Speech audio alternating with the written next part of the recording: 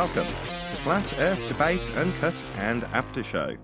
I'm your host Nathan Oakley, and if you are new to this channel, or you've not done so already, then be sure to subscribe, hit the bell notification icon and join button if you'd like to become a Nathan Oakley 1980 channel member and keep up to date with the Flat Earth Debate.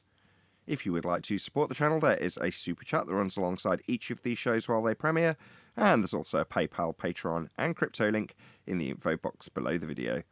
Speaking of Patrons, I'm going to do a quick shout out to all of you who do support me on Patreon, so a massive shout out, thanks and appreciation to, first and foremost, new Patreon, More Books, Cannabear, Fibre Oats, Bogey, Michael Kahn, Rob H, Ben White, Maximum Gravy, John Kays, Patrick Gunnels, Banter, Will Brax, Mel B. Styles, Troy Shuker, Hairy Blade, Mobile Max 777, Neo the One, Lost Cat FE, Rob W, Open Minded, Reese Pound, Del West Watson, Muted, Maria Neelands, Unbelievable Productions, Blue Ridge Ranger, The Real Gabster, Liam Nedrick Jr., Abraham Mohammed, Skeptic936, Life is Short, Texas Mike, and David Wayne Foster.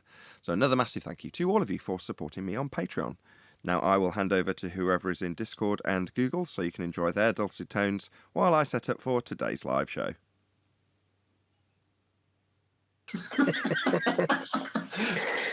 I'm only interested in Pizza Pie Day.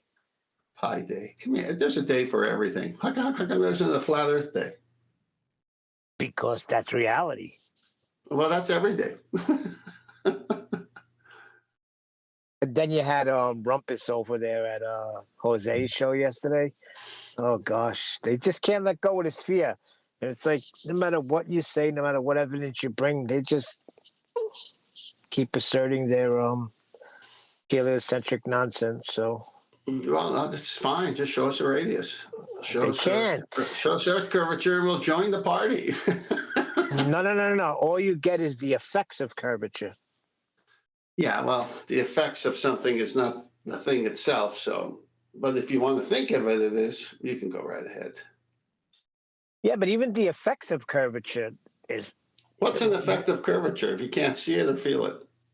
well, they use the ships in the horizon as an effect of curvature. No, that's been debunked. That's optical.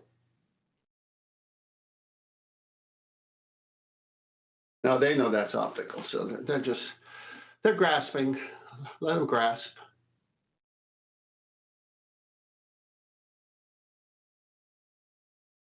Imagine that it's probably they don't like the fact that they have to get rid of their globe that's on the stand in their office or house, and they could just lay out a map on the table and show a flat Earth. They probably dread that more than we dread moving.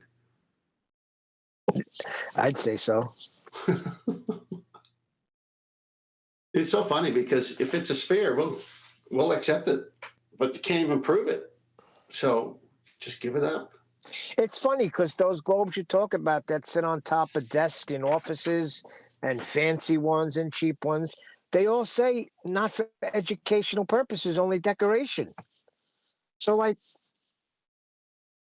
isn't that telling? Well, because they probably don't have everything on it precise, so they have to put that there just in case a glober thinks he can look at it that way.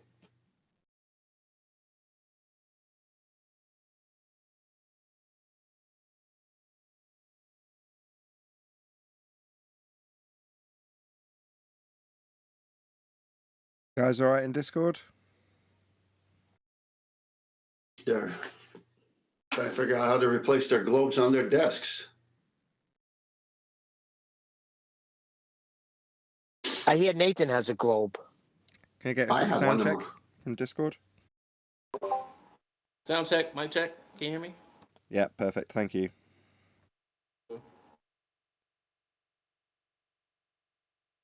I have one. It was left over by somebody, and I said, I'm going to keep that as a conversational piece. And so I was showing the property, and these people wanted to go into the man cave where I have it. And I walked in, it was right there next to the amplifier for the bass guitar. And I go, oh, don't mind the globe. It just gets in the way of things. Amplifier for guitar. Whoa. Wait a second here. Now you're talking my language. What kind of amp you got? I'd have to go look. It's a pretty good size one. I bought a new bass, but a long time ago, and I really tried to learn it and get my fingers to do the walking on the neck and all that. And I was getting some progress, and something happened. I haven't been at it, so I have to get back at it.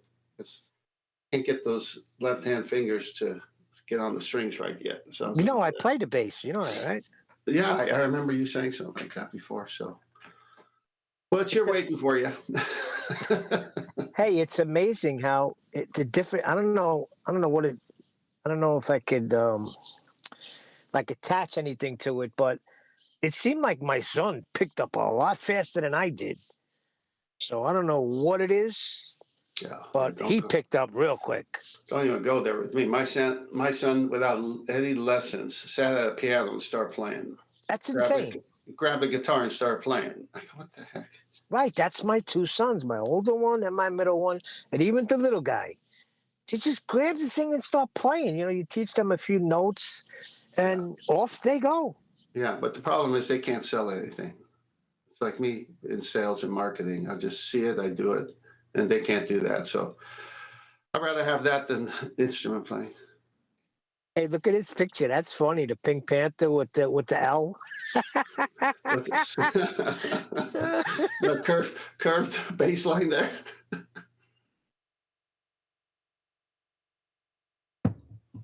Yeah, we're in comedy land now. How come we didn't figure this out quicker? I was working, busy, feeding my family. What's there to figure out? It was in the back of my head all those years. I was on Ball Busters the other day, but I was getting a haircut, so I didn't get to hear everything. But when I listened back to it, they're talking. I think they're doing a show on, like what brought you to flat Earth, like for the old timers, I guess.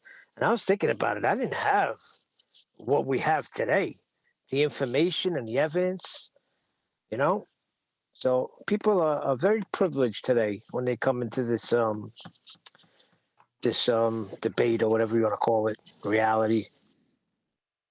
Yeah, it's kind of like inventions get better as time goes by, and our kids don't know just a replication of sound. Imagine a vinyl record, reel to reel, cassette, all these different versions, CDs. CDs were so new to us. Now they're out of date. It's like, what? Everything's in the air. Exactly. And it seemed like everything came from out west and then came east. Because I remember CDs in 1986. My cousin's husband would come from, before he was a husband, he used to come from California. He'd drive to the city every year. And he would come with talking about compact discs. He'd take the tapes and throw them out. Don't put that on my car. It's too much hissing. CD. We didn't even know what a CD was. The first time CD came out, people thought you were talking about some kind of account in the bank. Yeah, right. What's so funny is the celestial sphere is the model that they use. But if they use it, then Earth is the center. Everything's centered around the Earth, which is the opposite of their whole modeling of the universe and everything. So they even have to go to a model that doesn't match their pseudo-reality. Telling, isn't it? Yeah, they have to lie about it. Then they have to use properties and equations that don't work with it because they only work on a flat Earth. And then they have to go to reality to do stuff, and then they all the time say it's not this, it's this. And yeah, we just have to think the Earth is flat and motionless for it to work, but it's not. Trust us, it's not.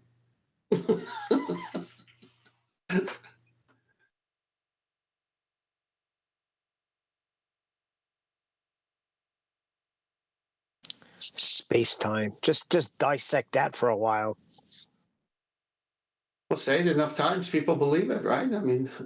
Just taking some of the catchphrases that the show gives us, like, can you show me time in the box? Does time cause anything? I say that to people, and they're just like, "Wow, I never thought about it that way." I said, "Start learning and stop being programmed."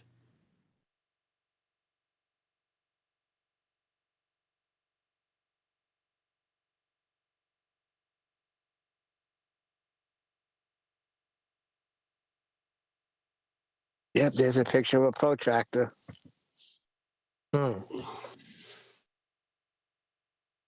Someone doesn't know how to spell horizon.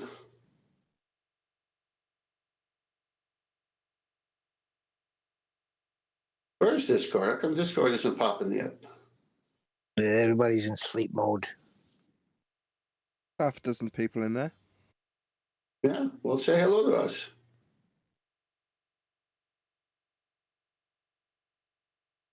Hello, how are you? Good, good. How you doing? I am doing well. What's Hello, been your Chet. latest? What's, if I could ask you a question? What's been your latest encounter with flat Earth? Someone who you may have talked to or come across. You got a story for us? Yeah, actually, I do. I went on maybe a couple months ago. I went on a ski trip with like a childhood friend of mine and her family, like her brothers and sisters, and we're like in our 40s now. So I'm getting an echo. It is gone. Oh, there we go. You don't sound like Yeah, you're in so your we're. 40s. Oh, yeah. G Plus is Thanks. opening the gate. Yeah. Sorry about the echo. Just wait a second. Oh, no problem, Nathan. No problem. You the boss. Yeah. So my friend's sister teaches chemistry at the college level. I don't think she's she's not a PhD. She has a master's degree, but she teaches chemistry 1 for the college level, and she's really smart. That's obviously a natural science. So we were getting into it, and um, she asked her, some of the housekeeping questions, and she had basic, 2015 baller arguments. Um, and it was funny to me because she actually teaches chemistry, but she didn't know what gravity was. She said it was a force, and that was like the first thing she said to me. And I was like, it's not a force, and she had to look it up, and she's like, oh wow, But she's one of these people that just talks nonstop. And I've known her since I was a kid, so I just like kind of know how she is. So I didn't really press the issue, but it was just interesting that she's at that level and still didn't know, you know, that gravity's not a force. So That's good. That is really good. I like that. Yeah, it was interesting. But See, we were, you remember? Yeah, sorry. No, that's good. That contrast. I don't know. I'm thinking about the time I shared the story where I was at a restaurant at the pizza bar, and this guy who was a well accomplished dentist, several offices, and highly educated, and we got into talking about this topic, and I didn't bring up flat Earth. I just brought up the arguments without saying flat Earth. And if you recall the past shows, I said, the guy looked at me and says, man, what university did you go to? I go, and so when you tell your story, here's a person who teaching at university, went to school that I didn't, or has schooling I don't have, and then doesn't know what it is. And here I am at a pizza bar, just sharing bits and pieces, and he thinks I did go to university. Yeah, it's crazy that you can go through all that schooling and education and you still have the wrong idea about pretty basic stuff. So I just appreciate the show, and because I went to school for physics myself, so I minored in astronomy, so I was into all that stuff. I was into it. Used to watch all like the documentaries and stuff like that. So So you it was big. you did astronomy. You did astronomy. Yeah. So how does this whole thing with the sextant and the stars? How does that bring back any of your teaching lessons about the movements of the stars and all that? That'd be interesting to see what kind of memory you have for that. Well, a lot of it was just math, When they had like the star charts and stuff, it would just be like a big sheet of paper, and like you just see like black dots on it, little smidges on it, and then they would calculate all their things based on their presumptions, not proving any of that stuff before. They would just do the math and just come up, just spit out the numbers. And I remember looking at like big telescopes, like 16-inch, Cassegrain telescopes on campus, and and just taking it for granted, not even thinking that none of this stuff is proven. I was saying, I was all in. um, so it's really been eye opening for me, flat Earth.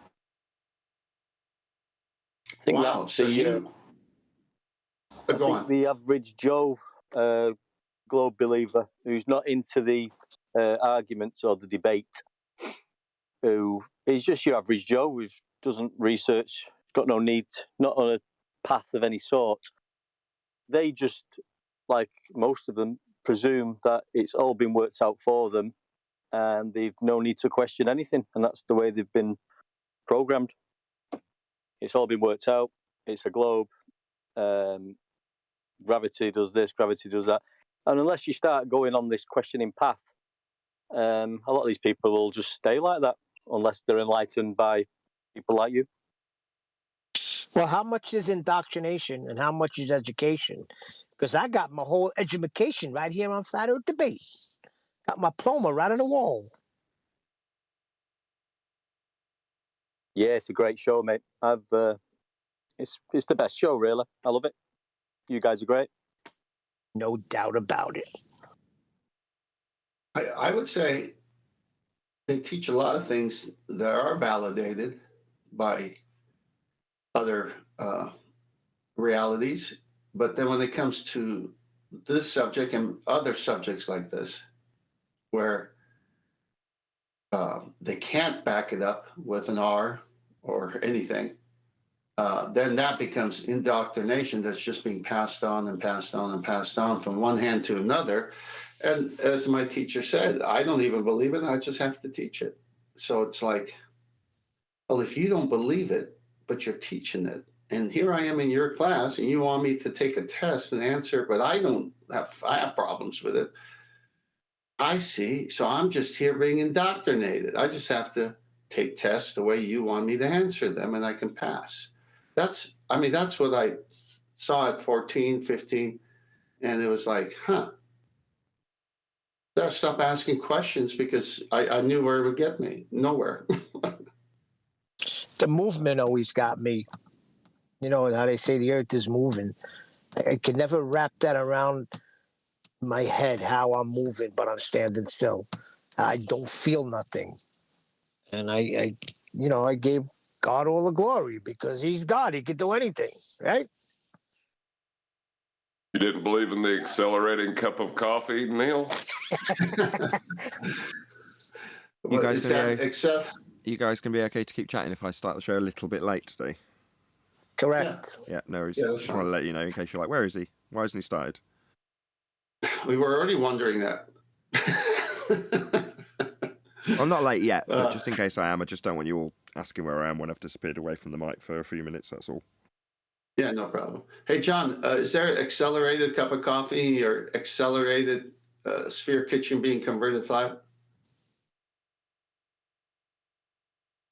They'll have to be, it's a second non-inertial turning reference frame, so they'll have to be traveling upward to 9.8 meters per second. Now take that accelerating coffee though. Look who came up with that. That guy's a teacher. R.C. Meisty.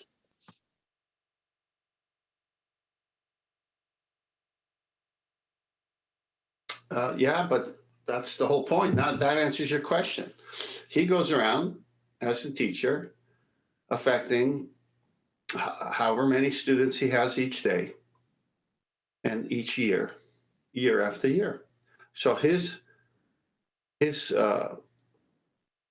potential is very harmful because he's telling them all these things that aren't true.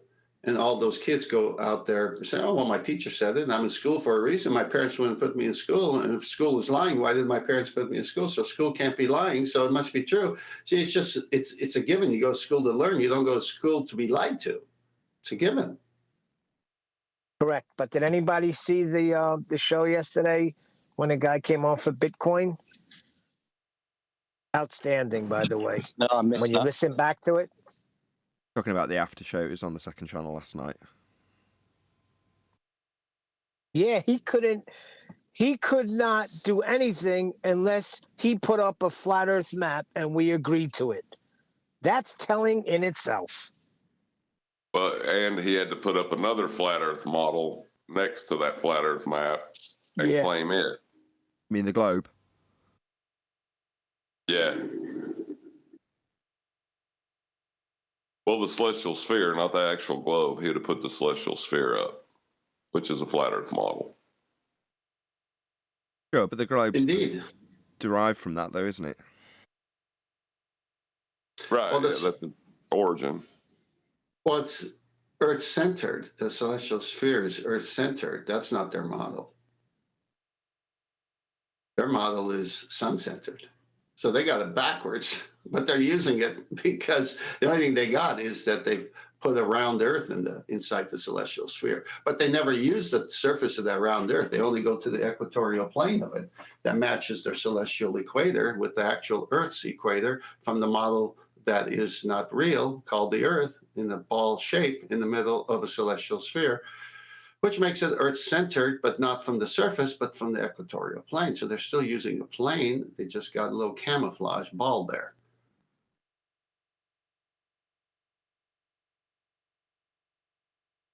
Well, we certainly got him over a barrel now, don't we? So, shooting ducks in the barrel. Again, just show R, show curvature, show Earth-based Coriolis, show us all down, and we'll all be ballers. No, that it's too late for that.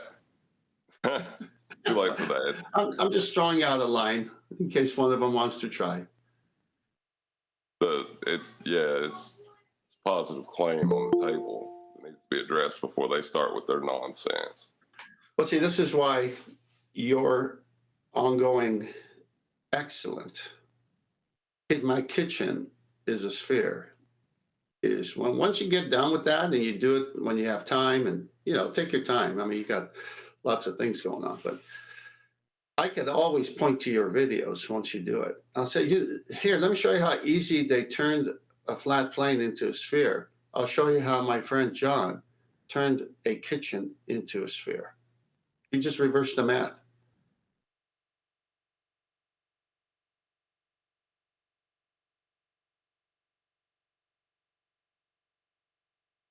I never thought of how easy it would be, until I tried it. Yeah, well, you got the mind for it. You're an engineer, so you can do it. You'll have times of pause because you're going against reality, but you have to do it because it's going to be one of the greatest teaching tools that'll ever be, is to take a kitchen and make it into a ball and show how they took a flat Earth and made it into a ball. John, that's going to reach millions.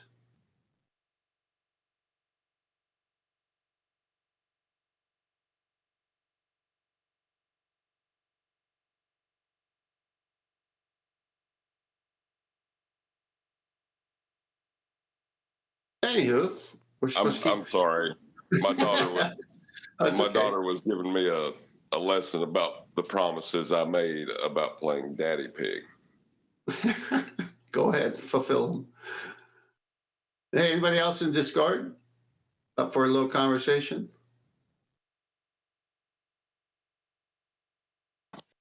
No. What was the guy who came in for Bitcoin? What was his claim to the globe on this occasion?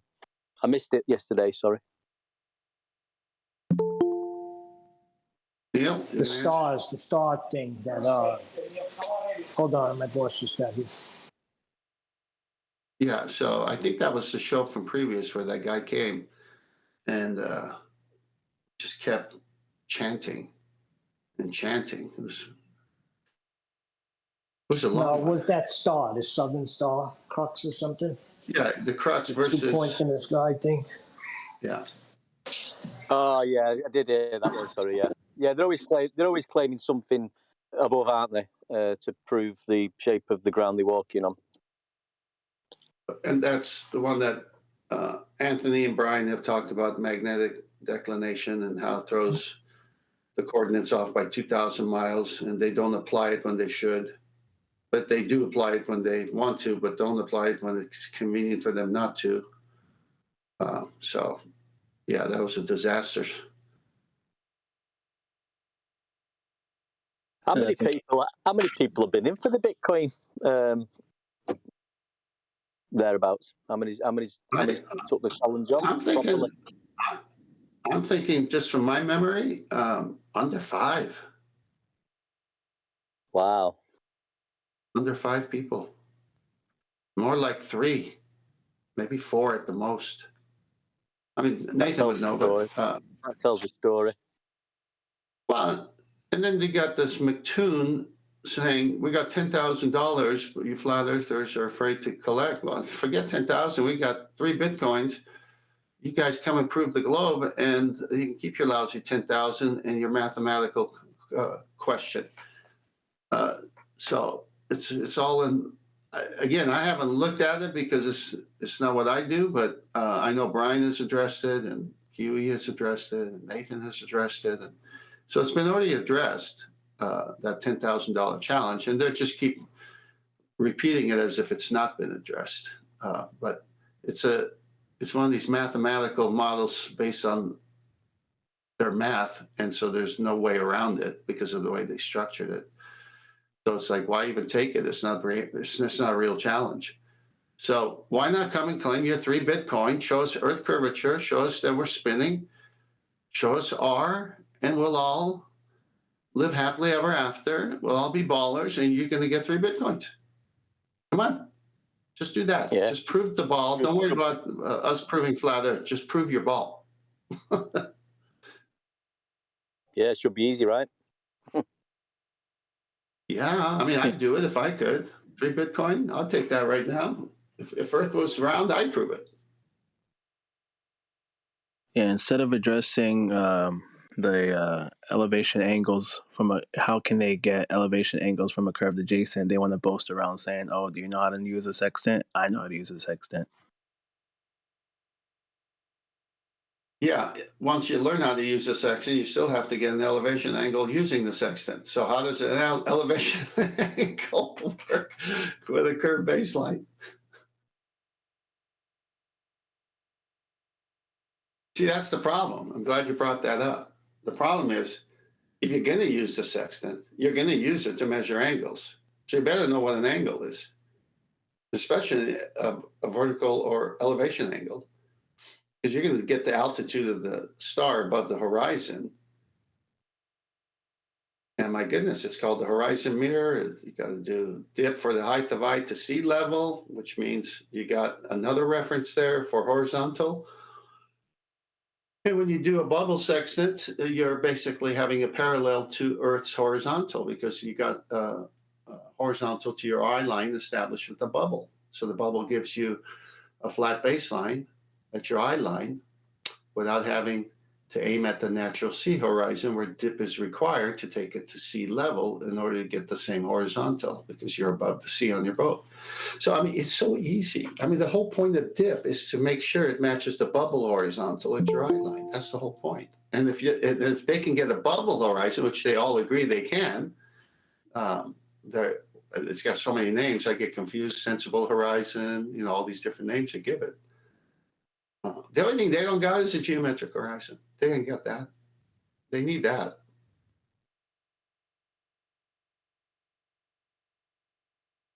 Even at this point, it's too late for a geometric horizon. Yeah. Especially with your kitchen being a sphere. Where would that be in your kitchen? The geometric horizon is my wall. Where you conveniently hang your flatware, right? Geometric obstruction. Yeah. So why is it so hard someone in Discord can answer, for them to realize with a bubble sextant, you have a perfect horizontal, straight baseline at your eye established by the bubble as an artificial horizon, because you're not using the real horizon on Earth. And then when you use it with the real horizon on Earth, you're supposed to make sure you eyeballs to sea level as part of the computation to get that right angle. So they got a right angle with the bubble, and they're okay with that right angle. But the minute you say it's got to be done with the natural sea horizon to get the same right angle, they throw fits. Discord, do you get that, or is that too hard to understand? No, that's just you need a flat baseline. You say you get it with a bubble sextant, you don't need to do dip. You've got your flat level horizon. When you're at sea, you're using the sea level on the surface of the Earth. It's plain to see. Yeah, to establish the same thing, right? Yep. Okay, so it's clear that it's that simple, because it can't work with the bubble sextant with a straight baseline and then later work with the Earth with a curved baseline. It can't work that way, right? No, because in both scenarios we're looking for an angle, which requires a flat baseline. Right. So it's pretty simple. If you're on the plane, you're using a bubble sextant to establish a horizontal. You're not using anything physical on the Earth. It's just your eye line horizontal base, a right angle. And if you're on land, like Lewis and Clark, they use an artificial horizon with mercury and covered, so there's no agitating winds to the mercury, and you get the same thing at your eye level. You just got to half the angle because you're using the image twice.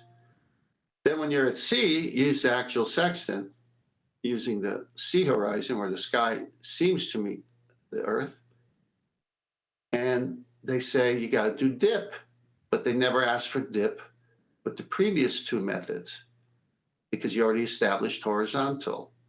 So when they ask for dip using the natural sea horizon, it could only mean one thing: to help establish horizontal so you get a right angle that the previous two methods gave you without dip. That's pretty clear in the way we're teaching it, is it not? Because that's what they're teaching. Yeah. Taking an angle measurement, and any alterations are done after that fact. Any corrections, all corrections are done after the fact that you've taken an angle measurement. And what kind of angle measurement is it?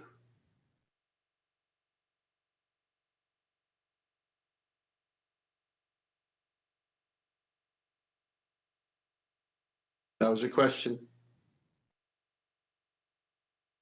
Sorry, repeat that, sorry. What kind of an angle? It's an elevation angle measurement. Elevation angle. And what does that require? Requires a flat baseline and a 90. Uh-huh. And you get your acute angle within the right angle telling you it's 40 degrees, then you minus it from 90. See, 90 kills them. 90. The minute all the books say you minus from 90, it's over for all these other arguments they try to start early, because a 90 is a right angle. It's all three of those methods you have to minus from 90. So you have to establish a right angle. Tenth, I think you misunderstand what the anti-flat earthers are doing. They're not trying to argue what an angle is. They're trying to argue past that point that's devastating. They're trying to get past that part and then start arguing. Yeah, you've shared that. They give you flat Earth to begin with, then they want to move on after that, but they don't want to stay there and hover over that part that is flat to begin with, right, John? Right, yeah, the devastating part. They want to go ahead and concede to that and then talk about how spherical the flat Earth is. Correct. I'm addressing that question in the way I did it for audience members. not to anti-flat earthers, because I don't think there's hope for them. I do. Yeah, well, then they're not anti-flat earthers. They're wannabe anti-flat earthers. If they changed, they were never anti-flat earthers. I'm talking about the hardcore Zig Heil anti-flat earther style. I am too. That's ones that facts Right, are well, like that. Facts aren't up for debate. You know, facts are like that. A rock's a rock.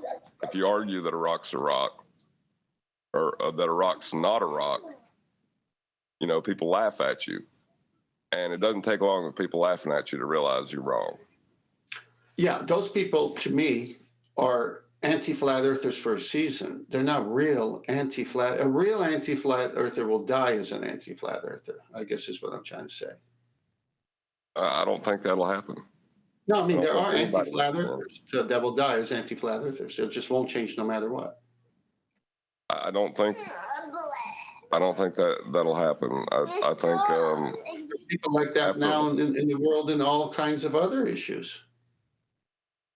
There's people like that. I don't even want to discuss what they are because they're so obscene and dirty and wrong. But there are people who will die that way in their current positions on other subjects. So why would it not be true here? Because John's got sympathy for them. I have sympathy for them. I hope all repent and come to the grace and love of God offered through Jesus Christ. But, you know, that's between the person and God and their desire to know truth and be forgiven. Sympathy is from the devil. I got compassion. I have hope for them, Neil. I have hope for them. Well, that's not in question. I have hope for them too. But if they're true anti-flat earthers, they're never going to change. I see. This is a positive claim, though. Like, and it's a positive claim they utilize. It's. I mean, I could be wrong. They could be that delusional. I'm actually agreeing with you in the fact that the ones that do change were never true anti-flat earthers. The ones that are true anti-flat earthers in the face of all criticism and valid points will never change. That's depressing, Tenth. I hope nobody's like that. The whole world's that way. That's why there's a judgment day. And the evidence for God is there everywhere, and they still deny God. Because Correct. the It's in Lord said, creation, right, Tent? yeah, creation proves there's a God. And it says they love darkness more than light. So it's true in other areas. Why wouldn't it be true here? I mean, if someone does change, that's a beautiful day and fantastic. But they were able to change. That's the miracle. That's wonderful.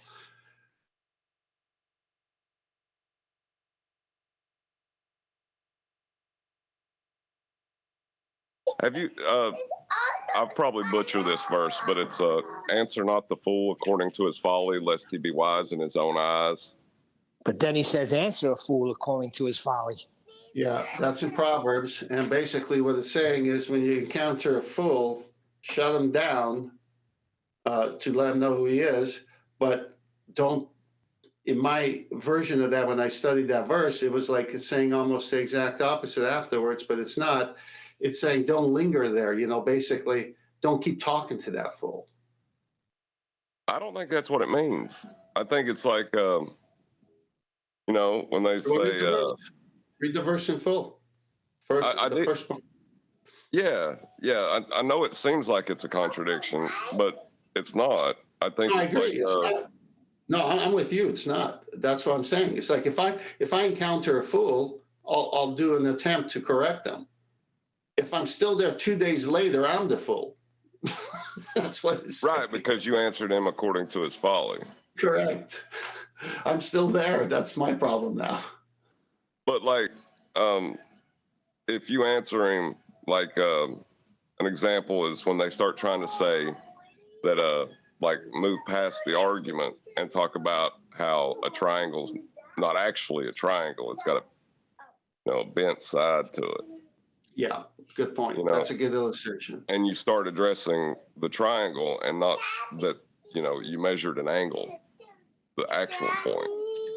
that would be answering him according to his folly and allowing him to think himself wise in his own eyes. Right. Well, if he's got you there 2 days with his folly, he won. That's the whole point. Set him straight, but don't linger with him because he's going to think he won because you're still there debating the foolishness. It's like the spherical triangle. You know what they say the spherical triangle is? Right angles. How in the world is a spherical triangle a right angle?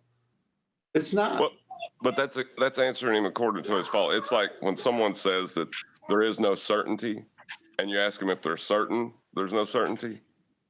I wouldn't agree with that. I think you answer to his folly initially to help him address the folly. Right, but it's such an odd verse. I've used that, by the way, where someone said that objective truth, and I said, "What you just said, so is what you just said not objective?" No, they'll say there's no such thing as objective truth. I go, that sounds pretty objective. Yeah, how did you come to that objective truth that there is no objective truth? Right, that's pointing out, that's answering a fool according to his folly, lest he be wise in his own eyes. That's what I think that means. Well, the life of Jesus proves that when you read the four Gospels, how he answered people. Just watch what he does. He spends time with those who have ears to hear, and he walks away from those that doesn't. He gives them riddles and parables and leaves them be. That's the whole expression of those two verses right there being exemplified. But what I'm saying is, you don't argue past the point at which you have them in a conundrum. Agreed. You know, agreed. And you can stay on that conundrum and lead them around by the nose all you want, and it doesn't make you a fool. What Nathan does with them, I think, is pretty much what the Bible is describing. The loser sticks around because he lost, and he wants to gain some prestige before leaving. The winner should just end it. I think Nathan does. I mean, anybody that is listening that has any level of intelligence and honesty about them would see that it's over. No, it's over. I mean, this is why we're here on the show. This is why Nathan holds fire to their feet, won't let them come on with fallacies, fallacious reasoning. And when when Nathan interrupts and cuts you off, it's because you violated the terms of the show, which is you can't use fallacious reasoning. And unfortunately, that's all they do. So it looks like Nathan's always interrupting and cutting them off. Well, he is, because they violated the terms of the show, fallacious reasoning. He doesn't do it when they just offering logic.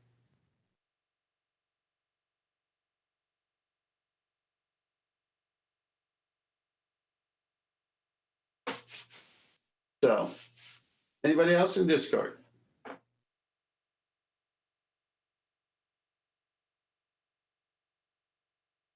Any encounters with family members about Flat Earth?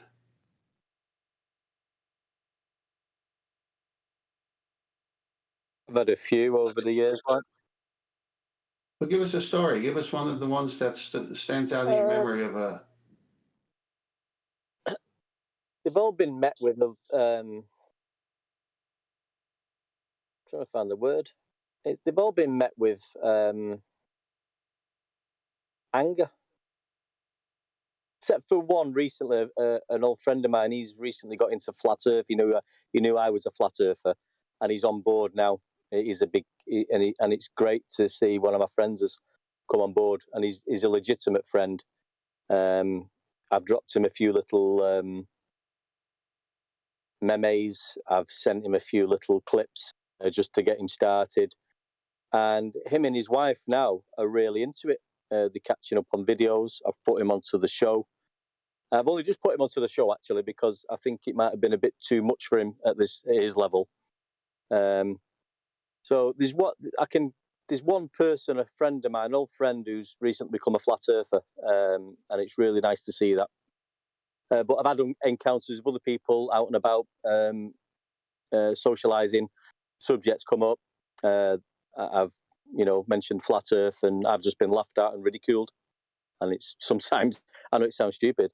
One time it nearly ended in a fight in a bar because I was just voicing my opinion about how the world's not a globe and we've been lied to. And in the end, I had to just walk away. Yeah. Wow. So this one that is friendlier now, did he put up a fight initially? No, he's always been a friend, and he's known to have been a flat earther for a while, but he's just never been into it. But he must have he's been thinking about it recently, and it's just sort of clicked with him. He says, "You're right. You can, just like I did. You can see it's flat. You can sense there's no movement. It's level. You can tell. It's just your senses are telling you automatically we're not on a spinning globe." And it's just hit home with him, and he's realised. And it was nice to see that because we've all been through that, and I remember that feeling. And it's nice to be a part of it with his friend. So I'm just trying to teach him as much as I can, which isn't as much as you guys know. But yeah, it's like you say, if we can get one or two people into it, the better.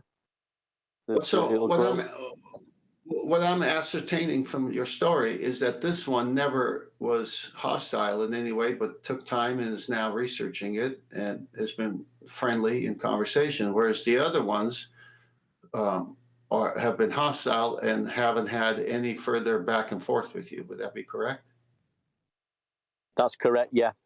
Even the hostile ones, I do see some of the hostile ones occasionally. The subject's not brought up. These are working people with homes, mortgages, families, cars. These sensible people, you'd think, but the way they reacted to this particular subject, and they're not on any forums of debate.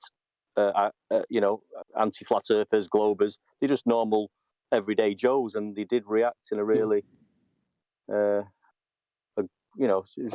reacted really unkindly. Has any of them let some time pass, and then when they thought they had a point, came back to you with, "Hey, remember you brought up flat Earth," or "Hey, what do you think about this?" From that kind of thing. Has any of them done that? Probably about 6 months after the confrontation in the bar, we was attending an outdoor barbecue, and a few of these people were there, and I walked in with some of my family members, and this was a little bit embarrassing, and I just thought, oh, that wasn't. People have had a few drinks, and one of the partners of this particular guy who reacted not nicely to me, his wife shouted out, "Oh, here's Lee. He believes in flat Earth," and started laughing. And it was a full garden, and he was going out the way to try and embarrass me. And I thought that was horrible. That's a coronation. Congratulations. That's a coronation. Welcome. You're living in their head rent free. That's awesome. Thanks, Tim. No, that happened to me once when I walked into that same restaurant earlier when I spoke of the other incident. And this guy was moving from California to Arizona, and he just came by to say goodbye to the owner, which are mutual friends of his and mine. And the owner had to go take care of some business in the kitchen. And he knew me from a previous meeting. I didn't really recall too much going on there. But when the owner walked away, it was just him and I at this big booth that could seat like 10 people. And he says, "You still believe in that flat Earth?" Or something like, "Are you that flat Earth guy?" Something to that effect. And I felt coordinated. I said, Take it as a badge of honor. No, I didn't take it bad. I took it as something I stand for, something I could have a conversation without getting angry about, something I could ask good questions about to anyone who believes otherwise. And so I sat down and I said, yeah, I've actually been researching it for many, many years now. And I'm on a daily show where the topic is hot to trot. And we have people call in and say, "You guys are crazy." So I play the part like, stuff that he wouldn't do. "You guys are crazy to believe in the flat Earth." And then we ask a couple of questions and swoof, they go away in anger because they can't show the curvature of the Earth. They can't show how this air we breathe is not, buggering off into space. They say we're next to a vacuum, and how do we have air pressure when it should fill the available space next to us? And the lack of Coriolis, they say the Earth is, I just went through it in conversational ways. And he was dumbfounded. He couldn't say anything. Yeah, I think this show's helped me like that. Like I say, it's brought me on, and I'm still learning off you guys. But once you can get your facts right and present a good conversation, and with the knowledge that you guys are presenting and the evidence, it becomes a different scenario then. If you can do it logically and sensibly, and just let them. Yeah, but here, I'm sorry, I got to finish up. I was just saying, just plant the seeds, let them have a think, and then watch what grows, if anything.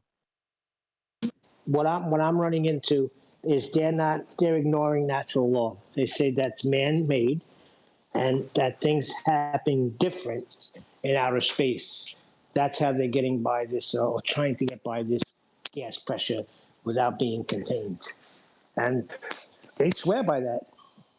So things are different up there. Go on, John.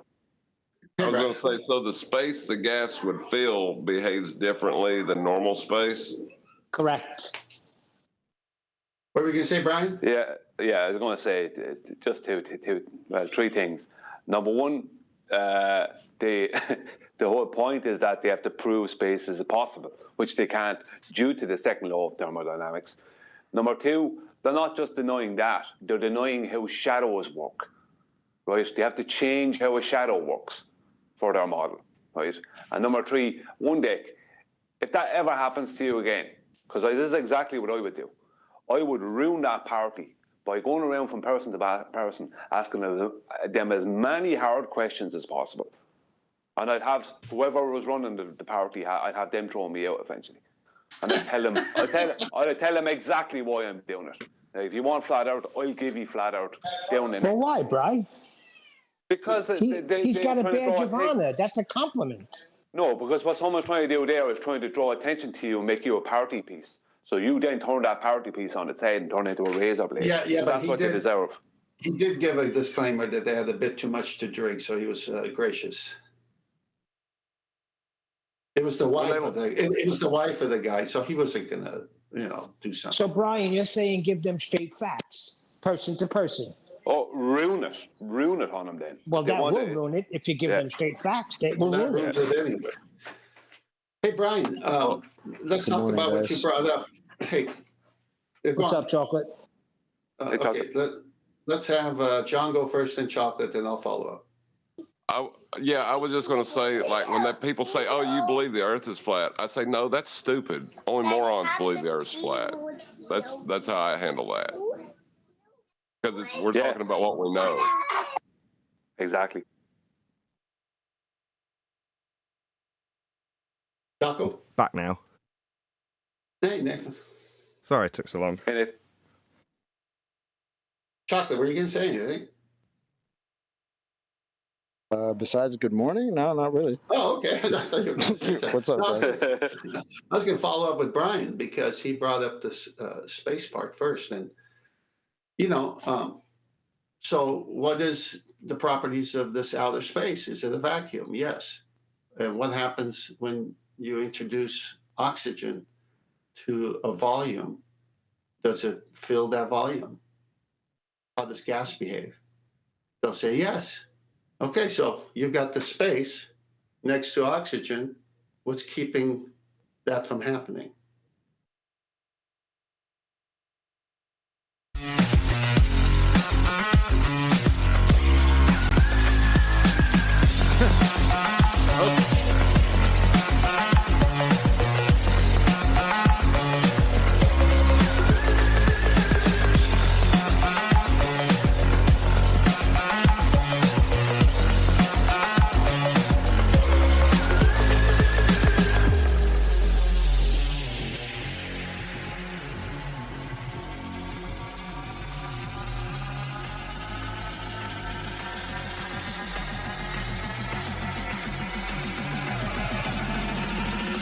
Welcome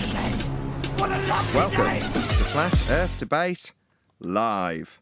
I'm your host, Nathan Oakley, and if you are new to this channel, or you've not done so already, then be sure to subscribe, hit the bell notification icon, and join button if you'd like to become a Nathan Oakley 1980 channel member and keep up to date with the Flat Earth Debate. If you would like to support the channel, there is a super chat that runs alongside each of these shows while they are live, and there's also a PayPal, Patreon, and crypto link in the info box below the video. Most importantly, if you'd like to join the discussion, simply mute the page you are currently watching, then click the link in the info box below this video to join the panel and express your views on the nature of Earth. If you do join, please don't swear. If you do, you'll be ejected, and if you are, please don't try to rejoin the stream using sock accounts. You'll be warmly welcome back on the next stream. Please also share the show on social media. Sharing the show obviously increases the live audience, but this in turn increases the chances of a more diverse panel, so please share the show on Facebook and Twitter. Now, we are joined by the Adam Meakin, Refracted Curvature, Chocolate Sane, 10th Man, Neil, Brian's Logic, and a whole bunch of people in Discord, so welcome one and all. Hello, everyone. Good morning. Hello. Hey, good morning. Oh, good Morning, to have you. guys. Let's do a bit of housekeeping. Any evidence that you can acquire an elevation angle from a curved baseline? No, it's not possible. There's 3 straight lines, and you need at least 2 straight lines, but a third one then to make the opposite of the right angle triangle for elevation angles. So no, you can't do that from a baseline that's curved. Shout out to Godzilla37 for hitting the super chat as soon as the show started. So let's just read it out. Bear with me 1 second, chaps. I showed up early for once and you were late. I want my money back. Why are you giving me money then? Yeah, thank you very much for the super chat. Really appreciate the support. Any evidence of a physical geometric sphere edge horizon, formerly known as the curve of the Earth?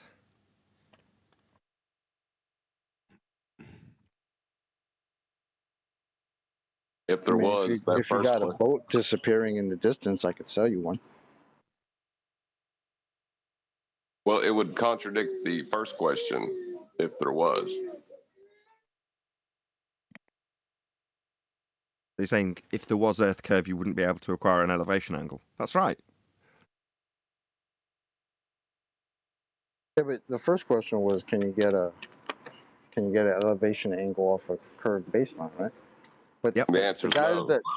the guys that are arguing with us, they're putting a imaginary horizontal plane on top of a ball. That doesn't really work out. Because what do you need the ball for then? They don't. It's redundant. It's not even used in the process. They just need some word that justifies using a flat plane but still having a spherical belief attached to it. And that word is tangent. Meanwhile, Black Swan. Oh, so since they're doing it on a flat plane, it's not the plane that's imaginary, it's the ball underneath. Isn't that cute? We just imagine it's there. That's great. That's right. Celestial navigation deals with moving around on the surface of Earth. Meanwhile, when ballers try and justify the method that they superimpose onto flat Earth as actually just celestial navigation, they say it has no relation to the ground when they do it. And that is true. When they do their version of celestial navigation, which they cannot acquire elevation angles from, it's in no relation to the ground, even though that's the very purpose of the process, to move around on the ground. They just can't do that on a sphere. Any evidence? I caught there was some quote or something from some baller. I missed ball busters the other day, but there was some quote, something about when ballers are talking about this, you know what I'm talking about? Talking about Ruhif saying, you're talking about Ruhif specifically saying, this has nothing to do with the ground. When we do it, it doesn't bear any relation to the ground. Like it's a defence or an attack on us to say that. And we're like, yeah, that's right. I'll read it, mate. Please read it out. That's the concession. Question for today, and I'll put the ballers in. Do flat earthers understand that when ballers use the term horizontal plane, ballers are talking about elevation angle? When ballers are talking about elevation angles, that they are not talking about the surface of the Earth. Bit of a cock up that reading, sorry about that. But I've had another 20 messages which I'll try and get through. I've not read them yet. In response to that, because Glenn did 20 contact messages from Ruhif. Share your pain. me. He said, not spoke to you in a while. I said, well, thanks for asking. Just checking I'm all right. So he was just having a few points. So I said, I did address your points on Ballbusters on Saturday. So have a watch and get back to me. And that's what I've got to read now. So I'll have a read and see if there's anything to come back. But yeah, that was the point of Rufi's discussion. Do you understand that when we use the term horizontal plane, when we are talking about elevation angles, that we are not talking about the surface of the Earth? So, Okay, so when we flat earthers talk about elevation angles, in conjunction with celestial navigation, who use elevation angles, we, flat earthers and celestial navigators, are definitely talking about the surface of the Earth. When a ball-believing fundy clown is talking about elevation angles, they are not talking about the surface of their ball Earth fantasy. Just so we're all clear. Flat earthers definitely talking about the process that uses the ground. Ball earthers not talking about the ground, even though that's what you're actually navigating on. Just so we're all clear. I was about to say, isn't the definition of navigation finding your way on the ground? Not if you're a baller, because their ground isn't in relation to the actual tangent plane surface that you're navigating on. So for them, no. Not if you're roofie, because definitions are meaningless. Yeah, and it's no Atmo day. So is refracted. Yeah, that's correct. Rufy Yes. doesn't have a geometric tangent point for a horizon to do his corrective mathematics and claim a tangent plane from. That's right.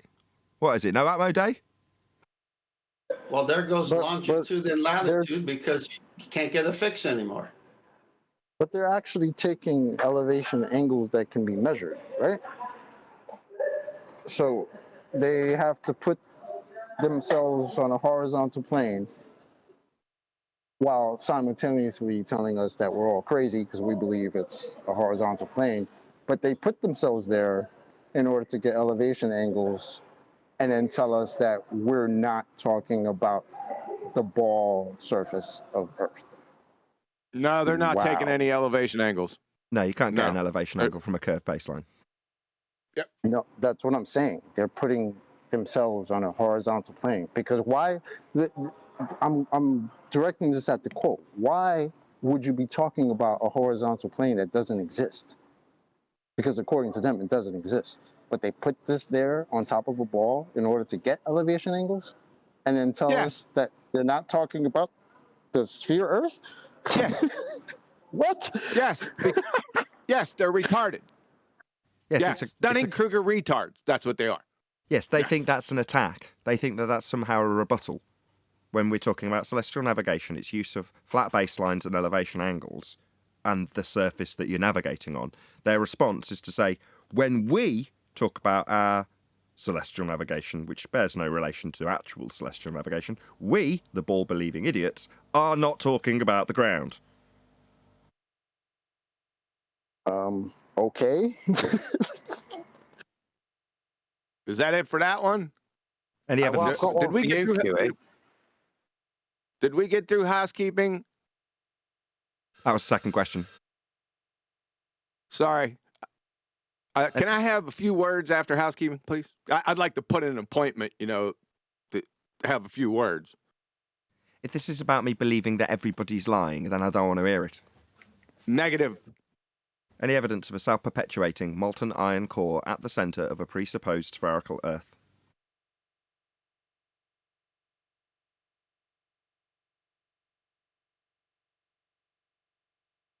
So, any evidence of a cartoon in the middle of another cartoon? No. Well, I like that order because it comes after their, if they were here and actually arguing their case, which they're not, they'd start going to the centre of their presupposed spherical Earth and a equatorial plane, would they not? Hence, centre of the sphere Earth, molten iron core seems to be the most logical question to follow that. It's part of their paradigm, and presumably, if there was a funder here, like I say, answering that question, describing how the angles all move parallel to the centre of a presupposed spherical Earth so you can get an elevation angle off an equatorial plane, then we'd be asking, well, have you ever been to the centre of Earth? Have you seen the Montline core? When you beg the question of a radius? Any evidence of the R value, Earth radius? Sort of. Have we got all new slideshows, Nathan? You've been working hard. I have. Totally distracted. Yes, I did work very hard yesterday producing a new slide reel. Because I don't know if it's just because I've moved up to 1080p 60 rather than 30. Although when I did that, it didn't make any difference. Now, maybe it's just because my computer's 6 or 7 years old. It started to do strange things, screen tearing and flashing and stuff, which it wasn't doing before. But there we go. I thought maybe it was the slideshow, so I updated it, which took hours. And it's still doing exactly the same thing, so it wasn't that either. Anyway, yes, enjoy my new slideshow. That's what I was doing. Sorry to distract, but no evidence at all. We can, once the housekeeping gets through, we can, discuss whatever slides are on screen. There's 2 hours of them. There was only an hour on the old reel, so I've done a lot of work. Not that anybody would have necessarily cared if you hadn't mentioned it. But moving on. They're newer. They're on topic. There's some funny ones. They're quite. You made them all. I like that bendy one with Simon Dan. Yes, I did make them all. So they're like 2 layers before a thumbnail. So obviously, as I build up a thumbnail, I'll build it up in layers, and then when I get to sort of layer 3, I'll stop, save it, and then that becomes a screenshot without any writing on, if that makes sense. So yeah, a lot of them are just screenshots of thumbnails without the writing, if that makes sense. Yeah. Scientific evidence of gravity? Anybody at all? No, that's the question that Tent Man should have asked me. Should ask me for a hypothesis and hypothesis test to adhere to the scientific method for gravity. Well, Nathan rudely started the show, didn't he, Brian? As you were about. Yeah. That would have ended me in a flash. I would have had nothing. Insults. That's all I would have had. I don't think I followed that conversation, Brian. Can you explain what you mean? Yeah, I was playing bowler for Tent, and Tent was having a debate with me as me playing bowler, and he was looking for the reason, or what's my excuse for how the gas pressure stays connected to our boat, and I said gravity. Then he asked me to, what's gravity? I said it's what keeps the gas to the boat, right? And he says, but is it a force? It manifests as a force. He said, but is it a force? Well, it behaves as a force. This is where I was going. No straight answer. And so I was just saying that if you started the show then, before he got his next question out, but what he should have asked me is, have you a hypothesis test and a valid hypothesis and hypothesis test that adhere to a scientific method from either Isaac Newton or Albert Einstein to support this claim? And that would have ended me straight away. Coincidentally, how it ended for that guy who came in to try and claim Bitcoin middle of last week. So if you're not a member, you can now watch that pre-show because it came out yesterday on my second channel, Nathan Oakley channel. But in my humble opinion, the pre-show, when that guy first got there, was better because his opener was to ask me if I received his experiment that he'd sent to Dave Weiss.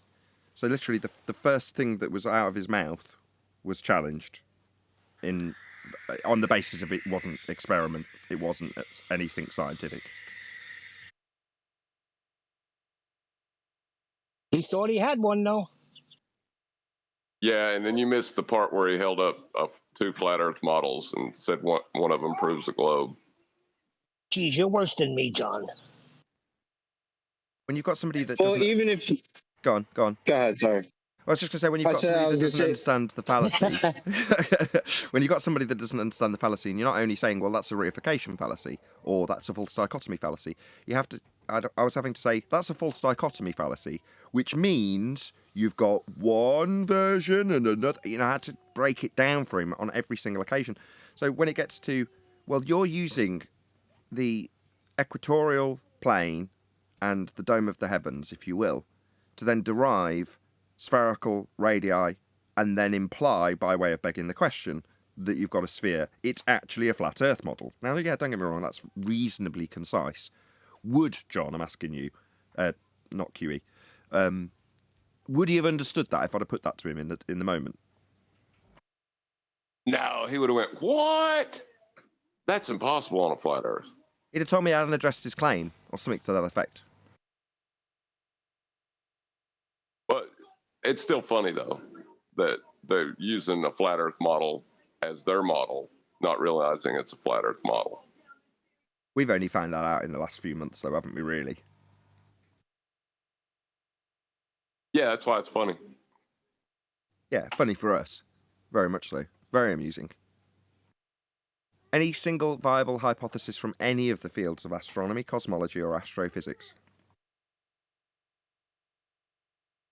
Sorry, Nathan. I was just going to say before, even if they did have anything scientific evidence or proof or whatever, to them, science doesn't prove anything anyway. So, what is it worth then? Okay, I have to break that down now. They've said it. Yeah, what they think is science isn't. I.e., they don't have any cause and effect relationships validated by scientific experimentation based on a hypothesis. They don't have that. They still say science, but what they actually have isn't that. Now, any claim of science that doesn't have that methodology attached to it is automatically pseudoscience.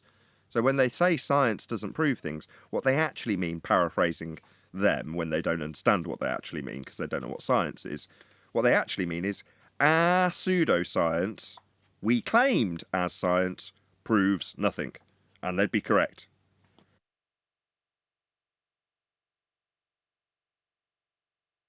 Any evidence the distance to the sun?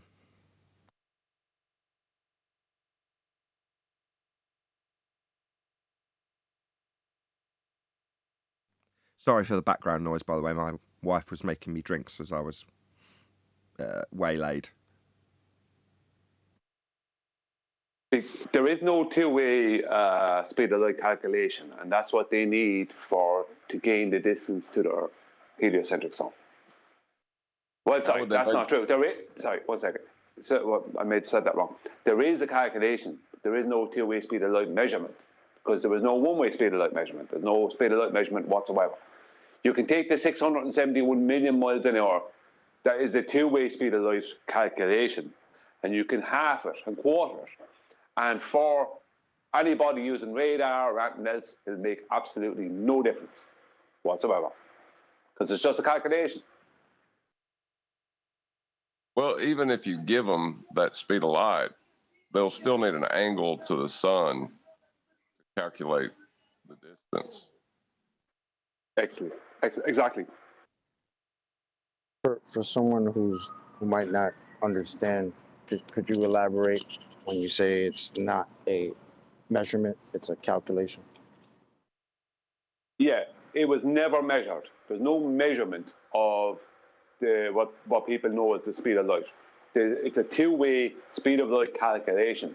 There is no one-way measurement, and there probably will never be. Nobody ever measured the speed of light.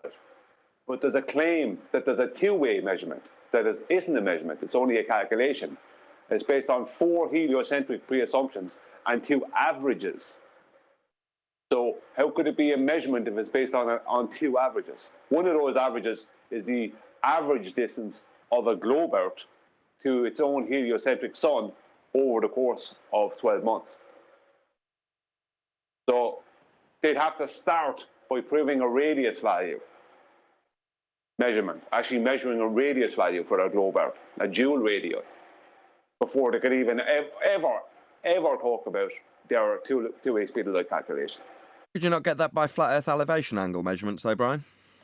Well, that's what I was going to say. That's where they got it. They get their radii calculations, because that's another calculation, not their radii is another calculation, not a measurement. They get them by back engineering from flat Earth elevation angles to Polaris.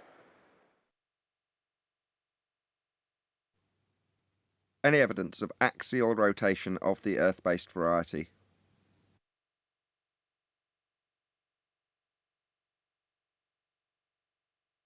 No axis, no radius, no axis. Not in aerospace. Would have to be a ball first before it's a spinning one.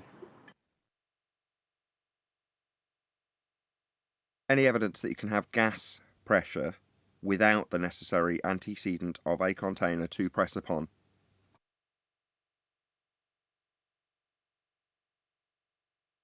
So But I that just would want to point. debunk it. Sorry, I just want to point something out about the axial rotation. You know how they say, "Oh, well, the sun's a ball, the moon's a ball, so the Earth must be a ball."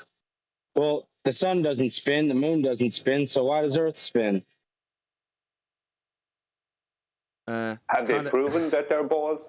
It's kind of non sequitur. You're using their non sequitur against them, which I get. You're saying, well, if you say Earth's a sphere and the moon's a sphere and the sun's a sphere, and you claim that the sun and Earth and moon all should therefore rotate, I can show that the moon doesn't. Therefore, there is libration, though. I might add that. In their model, it is rotating. It's just one of those lucky coincidences that the rate of rotation means that its face always stays facing to the Earth, but it is rotating to maintain that front face. Well, that might be the case. My point was to say that it's non sequitur, isn't it? Because you wouldn't necessarily try and justify the claim that Earth's a sphere because there's lights in the sky. You just say, well, that's non sequitur. It doesn't translate that because you see lights in the sky. If you're looking up and you see a load of treetops because you're in a forest, does that mean you're a bush? No, it doesn't. So it's non sequitur to begin with. You don't have to justify it afterwards. Although, fair enough, Adam. They only make claims that all the lights in the sky are spheres as well. They haven't proven any of that. But even if they had, again, what would it prove in relation to the ground I'm standing on? If the moon is spherical or is not spherical, what, pray tell, difference does that make? Yeah, it's back to no the difference. Bill your ball. Zero. It was just a non sequitur question. It's a good question. I'm not knocking you. Well, it tricked me. It tricked me, didn't it? I want to answer it with a bit of detail, and the detail's not relevant because the detail, as you say, is non sequitur to the assumption or what the question's trying to prove. This is what you get here. To get pulled in. Yeah, I mean, I'm glad it happens because it means that, no offence to you, Adam, people can see you fall into that trap and then appreciate that in debate and discussion they don't have to do that. The same applied. I'm typically more like this when somebody comes in asking for Bitcoin or trying to claim Bitcoin now from David Weiss. I don't give them an inch in terms of any discussion in regards to our claims, what we say Earth should be, how it should work, or what proves it. Now, don't get me wrong, I dropped in one or two very, very, very concise proofs of flat Earth during the discussion, but on the whole, I'm not going to be justifying what a hypothesis is, I'm not going to justify what science is, I'm not going to justify anything about my model and what I claim it is or isn't. Why would I? There is no reason to unless I've made a claim. But in most instances, when the ball earthers come along and fail in their first attempt to claim something, they'll try and push it on you. Well, how do you explain it then? Like, well, did I make a claim about it? Why have I suddenly got to justify this? Or, if it's the case that they've put together a crazy notion which is flawed in the first instance, and then affirmed the consequent and said, well, that proves a sphere, you've got to pick apart their first crazy notion, or justify how it works on a sphere, or on a flat plane. No, you don't. Just show how it's flawed, and then stop. Because if you carry on and say, well, actually, it seems to look like this, and therefore I can infer, they'll just pick that apart, and there really isn't any need to. Almost 100 people watching, so please share the show. The only reason there's 100 people watching is because the people in the live stream right now have shared the show, smashed that share button. So please do so if you've not done so already. Really appreciate it. Thanks in advance for smashing the share button. So yeah, so I've updated the slides to stuff that's more relevant. So I think I made those slides shortly after we'd concluded the Isle of Man discussion. So there was a lot of stuff in relation to that, which is fine. But we've progressed, the arguments have moved on quite considerably since that time. And I was finding that there was only 2 or 3 slides that I was pausing on each time, if needed.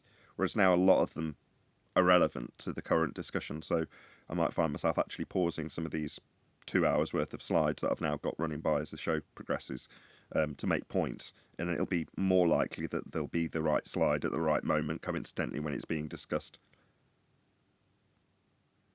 Please tell me you threw Dingleberry Earth in there. Well, yes and no. I mean, I haven't labelled it as such, but yeah, there's a few tangent planes with Dingleberry Earth dangling below it as slides, yes. Cool. Thank you. done with housekeeping yet? I think I am.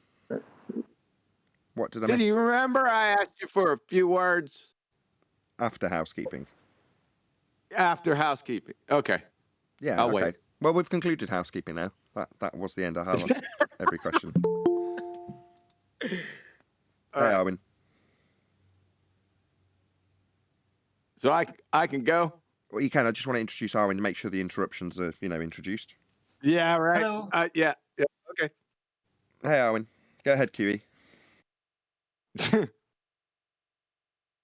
All right. So I don't know how many times I've elbowed my way in, into the beginning of the show.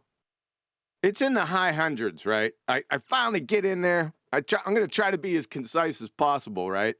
And I'm discussing a point, and then all of a sudden, there's no response. I think everyone's astounded, at the brilliance.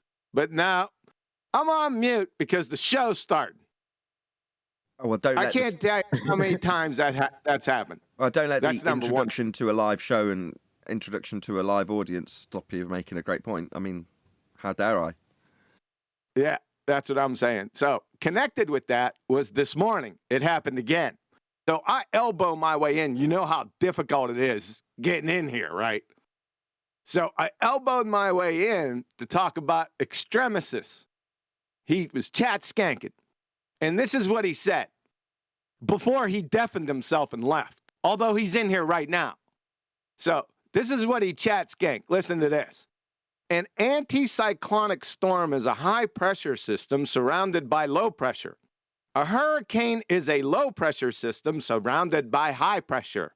The fact that both types of storms spin different directions is consistent with Coriolis and does not disprove Coriolis in any way. Now, the numpty dipshit right here just went on deafen and mute.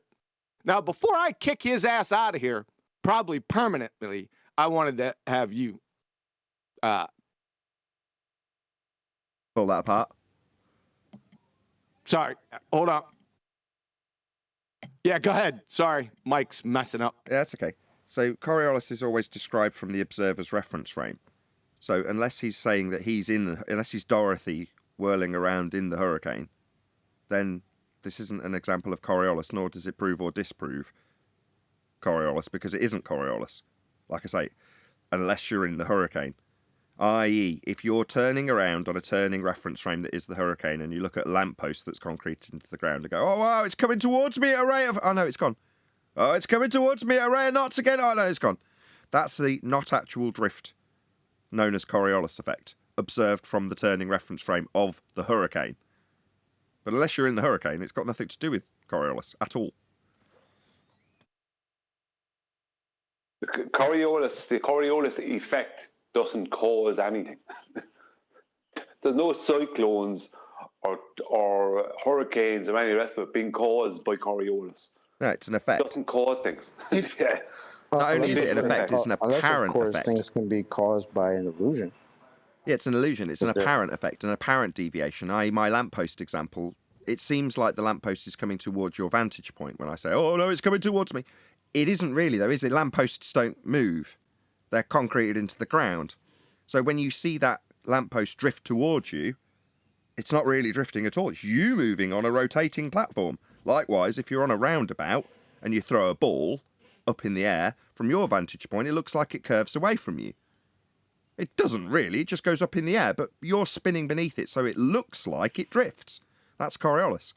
If that was relatable to Earth, it wouldn't have anything to do with cyclones or drains or any of that. It would be things not attached to the turning reference frame claimed to be Earth, seeming to drift as you turn beneath them. So when Neil deGrasse Tyson says, a football drifted through the goal, he's detailing you watching the ball from the stands seem to curve through the goal. Reality would, according to Neil deGrasse Tyson, dictate that it's actually the goalpost moving under the ball, for you to see it seem to drift. But because you're attached to the same reference frames as the goalposts, you see the ball appear to drift, because Earth turned beneath it. That's the claim.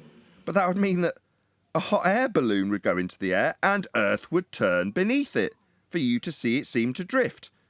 Or an aeroplane would take off from the ground and you'd watch it drift from your vantage point, turning beneath it. And if you're turning beneath it to see it drift, it means your aeroplane's got Earth turning beneath it. And that would shorten flight times. A flight from Charlotte, North Carolina to Los Angeles would take about an hour and a half instead of about 4.5, 5 hours. That doesn't happen. Earth isn't turning underneath anything. There is no examples of Earth-based Coriolis effect because we don't see anything drift. Nothing's drifting. I thought their claim was that the air was in lockstep with this rotation anyway. So if it was in lockstep, why would it cause any shear forces or circulatory forces if it's in lockstep? It's in lockstep. It's only one reference frame. One reference frame. That's what they say. Yeah. But that's what I'm saying. So therefore, how would it? Therefore, if it's in both are within the same reference frame as they claim, then there can't be any effect generated by the differential of the two things if they aren't differentiated. Well, unless it's being pulled, and then there can be like secondary effects. Like even though it's moving in lockstep with the rotation of ball Earth, then still it's going to be like pulled, and you're going to have drag effects. So it's not in lockstep. Wrong. Then. Both wrong. Neither Coriolis. If it's being dragged along in lockstep, that's one reference frame. Coriolis effect is two reference frames, you turning beneath another. So one reference frame, all moving together, well, then you won't have Coriolis effect, which is what Globe Earth claims. So that's an anti-flat Earth rebuttal. It's all moving together. Of course. So no drift then. Or are Wynne saying, well, there's a push or a pull or a force? No, Coriolis is a not actual force, an illusion of a force. No, we're not talking about that Coriolis effect. We're talking about Globiolis, right? Brian, you deal with this, Brian. Yeah, Arwen, Globiolis doesn't exist. Oh, really? Well, why can't I Google it then? What? You're going to find. What do you mean? You can... Hold on. Stop. Everyone, stop. No, not literally Globiolis, but when I say Globiolis, it's the Coriolis effect about spinning ball Earth. Blah blah blah. And there's still a lot of that on the internet. No, I call that. No, you know what it is. For their Globiolis claim, they need to claim the conservation of momentum. Now, notice the way I didn't specify which momentum, because that's what they do. They don't specify which momentum. Because 1 second, so let me finish. This is not me. I'm not making this claim. They don't specify which momentum. Why don't they specify which momentum? Because the momentum they are claiming that is conserved within their Globiolis claim is linear, but it's on a rotating object they are. So that's angular momentum. So the only way to retain angular momentum is to stay physically attached to the rotating object. But they are not claiming angular momentum. They're claiming linear momentum. Yeah, that makes perfect sense. It makes perfect sense. Yeah, but other than based on the flat plane. Makes perfect sense if you're an anti-flat earther trying to defend a flat earthers pointing out that there's no drift. Makes sense to show why there's no drift. Globe Earth claims drift. Arguing about why there isn't any isn't proving Earth has drift and it claims to have it. Yeah, but I just wanted to say that the linear momentum makes perfect sense, right? Because the entire model is based off a flat plane, right? So it just comes back together, comes full circle over a flat plane. Excellent proof of a flat plane, then. Besides the fact that Globe Earth claims there's Coriolis, and they claim to demonstrate it with things like footballs, and pendulums, and gyroscopes. They claim drift. All I hear, I don't think it matters whatever type of momentum they're talking about. What I hear is an excuse as to why we don't see an apparent deviation that is described in their own model as apparent, meaning that we see it. No, they don't know what the conservation of momentum is. That's why they just say it. They can't tell you which type. How many times have we done this on this show? Lots. They don't know what it is either.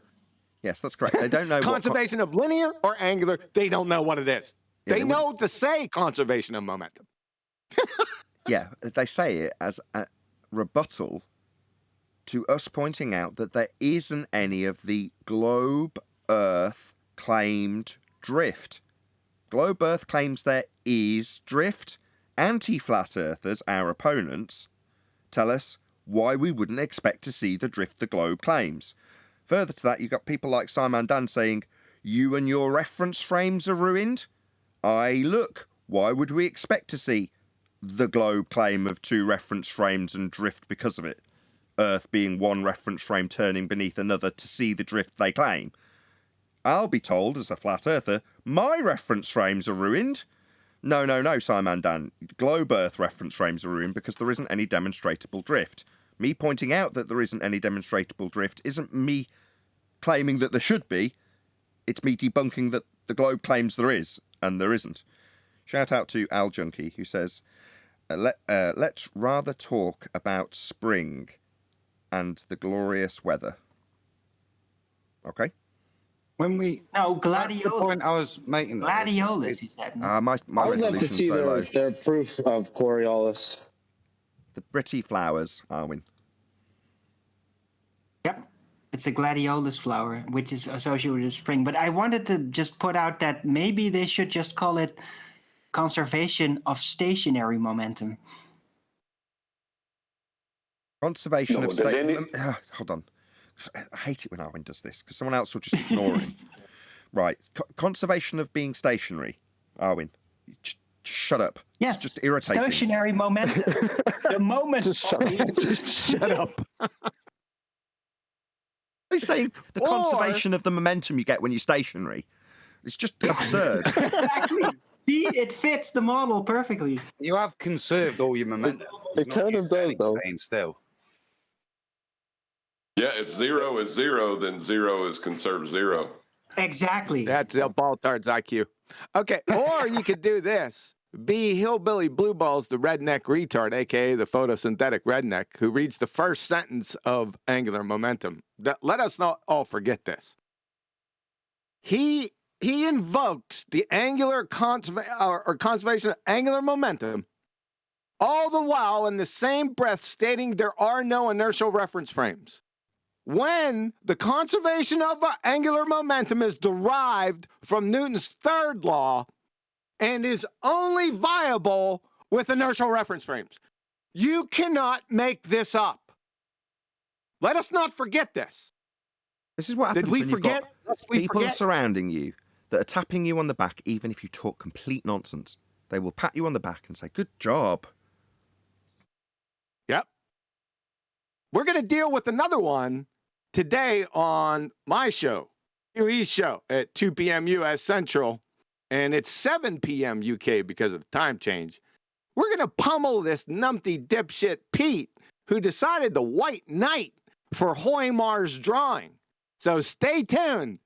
This is going to be a riot. Oh, I sent you that. Exactly what Nathan's talking about.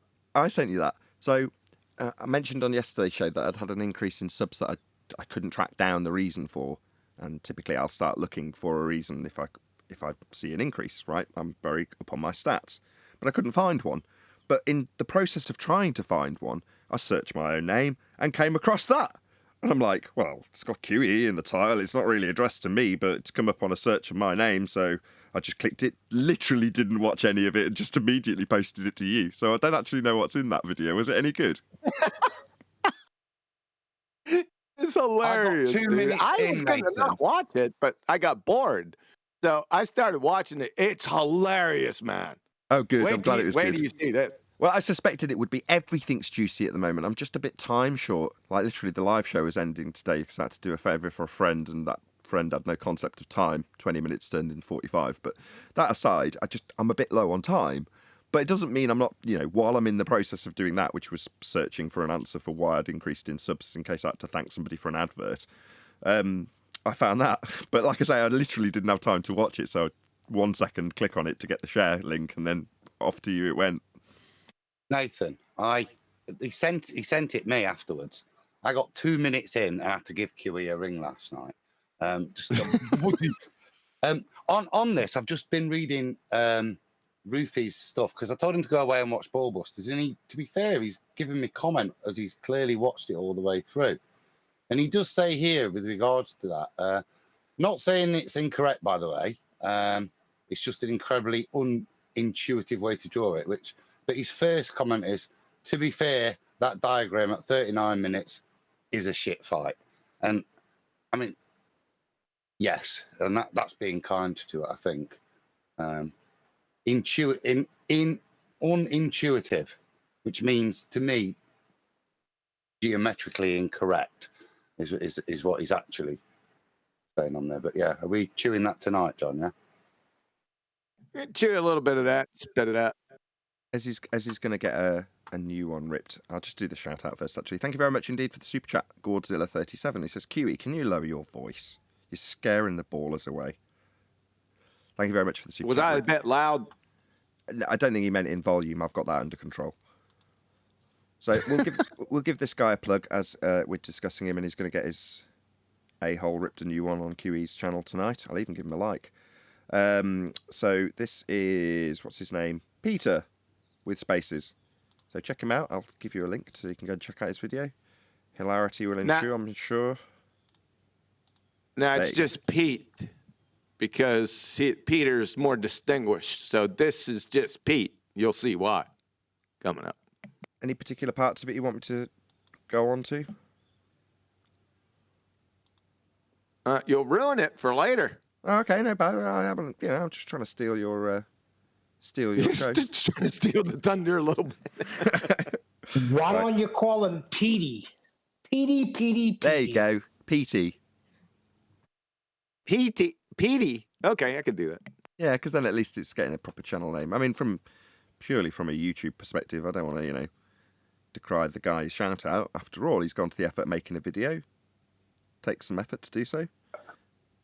He has been a commenter on my videos, and he made a video. He started making videos on it recently, and he sent one to me, and I haven't watched it. I said I will watch it. He asked me to watch it. I said I would, and I didn't get around to what I was going to. I didn't forget it. I just had other stuff, and then he started giving me a hard time about not watching it.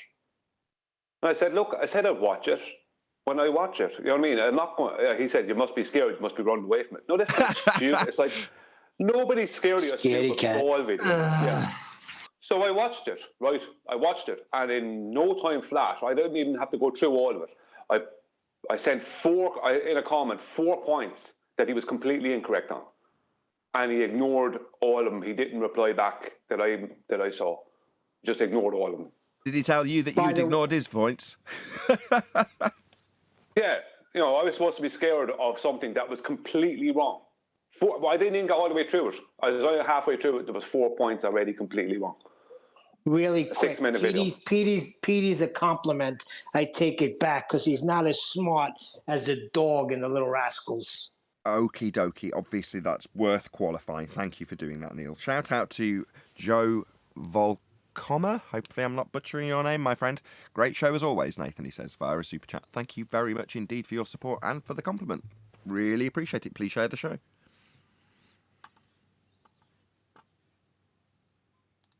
Why do these people think we are somehow worried or scared of that they have to bring to us? Projection. Projecting. Pure projection. Exactly. Go on, Owen. Go on. No, it's just saying exactly the same thing at the same time. It's projection. It's always projection. It's the first thing they do. Oh, you are included. They're purely terrified. I'm sorry, Neil. Nathan, you are included. Oh my God. Neil, you done? Thanks. Nathan, you are included. Quantum Eraser, Adam Meakin, Nathan Oakley, and Brian's Logic and pals. That includes you too, Neil, I think. Are having difficulty trying to understand lines. That's he goes on for a little bit more too. So you are involved in this, sir. Okay, my bad. My name wasn't mentioned, so I'm safe. Safe. No, you're a pal. We're pals. Neither. So we just need to clear this up. So John and I can, absolve ourselves of the fear we need to, be living in over this then. No, you cannot. Oh, I can't. But John can. I see. So I should. And me too. Should be living in fear of this now. correct? You should be trembling as we speak. Okay, I'll Hold write it on. down. He said pals. So that means the rest of us too. You're not my pal, buddy. I ain't your pal, friend. You're not my buddy, friend. You're not my friend, buddy. You're not my friend, guy, pal. friend. You're not my pal. You're not my guy, pal. Okay, guys. Is he using lines to rope us in? Look, 10th has actually got an on-topic, unless it's a bloody pun. We'll see. I think 10th's got a point here. Can we all shut up? Is he using lines to rope us in? Oh, God. It was a pun. Is he using straight lines? Would have been mildly on topic. Well, I'm going with celestial navigation because there's knots. You use knots, right? You want me to finish his little spill beneath? Can I finish the little spill? I want to do it comprehensively. So the whole thing. Would you like me to do that? Yes, of course. Yes, please. Yeah. So underneath PD's video, Quantum Eraser, Adam Meek, and Nathan Oakley, Brian's Logic, and pals are having difficulty trying to understand lines. Talk about train wrecks. None of them understand anything from a drawing somebody produced to help them understand how a sextant would work on a globe. Granted, the Earth's radius was too large, but still, how can the flurfs get this so wrong? I mean, if I was them, I'd dig a huge hole in the ground, climb in, and hope nobody discovers me for the next 100 years. But these guys have no shame, and the grift continues. End of comment. It ends on mine after for the next 100 years. Projection. Where's the grift bit? Is that in a comment? No, that's in the comment. It's in the description underneath the train wreck PD's video. Okay. Could I sum it up? Could I sum up what the video is without giving away anything? Oh, don't worry about that. Don't worry about giving anything I won't away. give anything away. Don't worry about what not the video is. Don't rein yourself Okay. in, is what I'm saying. Okay. So QE.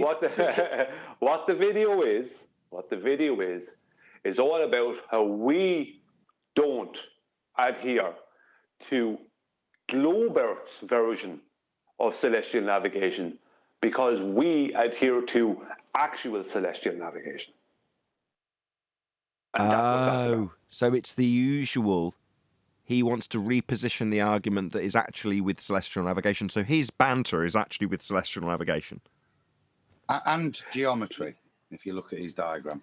You've got to, as a baller, have a new type of geometry as well, where parallel lines meet. Why is he using all these parallel lines? Can anyone answer this? Right, these lines are being used for angle measurements and zeniths, right? This square, I'm at, I don't know, 2 minutes 15. And it's a slightly more comprehensive diagram versus the one that he originally was pulling apart on behalf of Hoymar. Well, why is he using any of this? Why isn't he just using the surface? Because he... Go on, Chocolate. I was going to say, that's what I want to know. Why they're not doing that? Why this elaborate? Because why the elaborate methodology of deriving straight lines off to infinity from a ball? Why not just use the ball surface? That's what I'm saying. Why all this? It's very simple. Yeah, but it's very simple. He's not doing what he should be doing because he doesn't understand what the real thing is. He thinks he understands it because he's been learning it from people like Ruhif. Right? He thinks he understands lots of stuff about celestial navigation and how it works perfectly on a globe and can't work at all on a flat plane, supposedly. He thinks he knows all this stuff, but he doesn't know it. And that's why he's made that video. I'd like QE to read the part of it where he talked about was it cartoons or images? What was that part, QE, that he put there? He says, look, none of them understand anything from a drawing somebody produced to help them understand how a sextant would work on a globe. And I think Brian nailed it. And if you listen to that, that's exactly what it is. It's, you don't understand the anti-flat earth rhetoric. Here, let me describe it. And that's what the diagram is. And that's why we couldn't make sense of it, sadly, because it's nonsensical. Like I said, as Ruhif even admits, it's a shit fest. And that's the reality. What they're trying to do is, look, here, this is how I reconcile it in my head. And when we point out let's say, look, your parallel lines are apparently meeting somewhere, mate, but they're parallel, yeah? Then we're being not helpful, not understanding a diagram that was there to help us understand how a sextant would work on a globe. Okay, well, So how a sextant would work on a globe, but it isn't. Back to my original question. This isn't showing how a sextant works on a globe. It's not referencing it to the spherical surface. It's deriving tangent planes from a spherical surface and then not using them for the actual acquisition of the angles. So when he says this is how celestial navigation, that's a well and truly established method, would work on a sphere? No, celestial navigation is what it is and it works on a flat plane. There's no next step needed or done to justify how it could or would work on a sphere. Nor do they derive tangent planes from a sphere. They just measure angles. So their whole shtick of explaining how it could or would work if you take a next step to reify a sphere into existence, that's not how celestial navigation works. And it's not our method. It's just celestial navigation. It doesn't have to be transposed onto a sphere. Nathan, let me finish. I got 4 pictures and 1 description in Master B. When he said drawings, everything comes from their books. There's nothing in the research of the sextant, and the pictures we have shown, or drawings, whatever you want to call them, came from any other source other than the heliocentric books version of how sextant works. Let me know if, I know Adam's presenting. Do you want him to go first, and I'll follow up with the 4 pictures and 1 description, or how do you want to do it? Yeah, we'll go with that first. I was only putting that up just so it's available on flashing anyway. Yeah, I think I'd had a version of this up anyway, if you can stop, just because you are giving my audience epilepsy. But yes, if you can go to 10th man's first slide, if you're watching from just 1 second, everyone. Hello, I just need to get some order. If you want to follow along, it's in Skype, so we're in Master B, but I'm on your first slide, 10th. All right, so here you have a drawing, a picture, whatever you want to call it, of a person on a tangent plane that's in the shape of a disc, and it's got the horizon to the far right marked 180, and if you look to the left, it's 0. That's a straight line. That's the bottom of a protractor. That is a protractor in disguise right there, basically. Now you got zenith at 90, where the protractor would have its 90, and you got the guy right there in the middle, so that's his vertical. And then you've got an angle towards Polaris up from the horizon, because it's a horizontal coordinate system, and it says 40. And the only way they get that is to have that flat baseline. This is from their drawing. This isn't something flat earthers put together. Go to the next slide, please. This is from this, you can see it in the search bar where it's from. Horizontal system. What does the celestial sphere look like when observed from a position on the Earth's surface? ? We ignore any landscape around the observer. So the observer has the impression of being on a flat plane and at the center of a vast hemisphere across which the celestial bodies move. On all sides, the plane stretches out to meet the base of the celestial hemisphere at the horizon. Directly above the observer's head is the zenith, and directly below his feet is another. Directions around the horizon are labeled with the familiar cardinal points, north, south, east, and west. Finally, the line passing through the zenith and the south point on the horizon is known as the observer's meridian. Interesting how they describe what it is on a flat plane, just like the picture showed before. Next slide.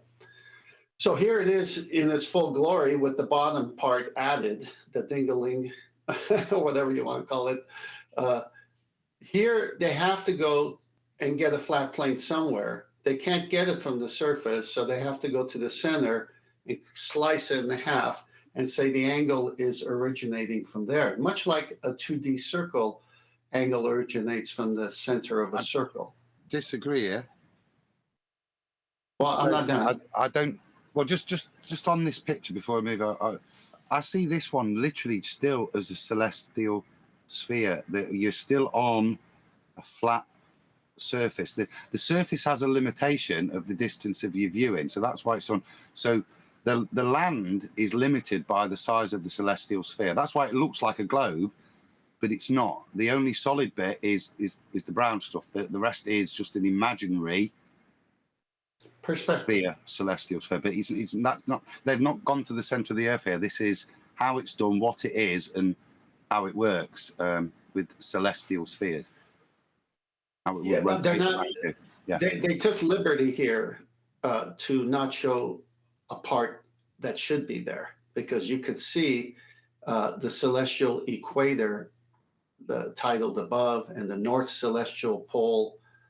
Okay, they're not showing the North Pole here. They're not showing the equator of the Earth. They're just going right with this image, which isn't showing the exact way. That's why you caught it. Let's go on with more slides. I think what you're saying is it's not actually the celestial plane, because that would be cutting the globe if it was superimposed along this line, the celestial equator. Whereas what they're doing is they're saying wherever this piece of land is going to be where I chop off a sphere. But Adams jumped in and said, well, no, they haven't, because there is no depiction. So typically when we see a celestial plane depiction, you'll have an extra bit, which is a sphere in the middle. So let's say it comes an inch out from the observer, and they just infer that there's this redundant sphere in the middle, and then the angle goes through that sphere to whatever point you're measuring and along the baseline, like I say, with an extra sphere-y bit around wherever the observer will be, and then you're just claimed to be at the centre of the sphere when you take the angle measurement. But that's not on this diagram, which I think is Adam's objection, right? Yeah. Put simply, a celestial sphere does not encompass the totality of the landmass like it would on the ball. When here, it just encompasses the distance you can see. So that would be, what's it, 10,000 kilometers is roughly the furthest you're going to see from any, and that's the limitations of the sphere. But it's theoretical, isn't it? Because it's not actually a sphere, it's distance, an angle. So that's all that's been, look, because they've put the celestial equator on, and it's in the sky. Now you can't then translocate that, because this person's not translocated to the center of a ball Earth. This is literally just how your celestial sphere works for you, the observer, how it wraps around you, the observer, not the landmass. Right, but the landmass they're depicting is a flat plane, and it must be that way to get an angle. And that's how they're depicting you can see mountains and trees at the far end of the celestial sphere on the flat plane. Yeah, that's why they've put them on there. This is Earth that the guy is stood on. He's stood on the surface. And look, far off on that, into the distance on that flat plane are mountains.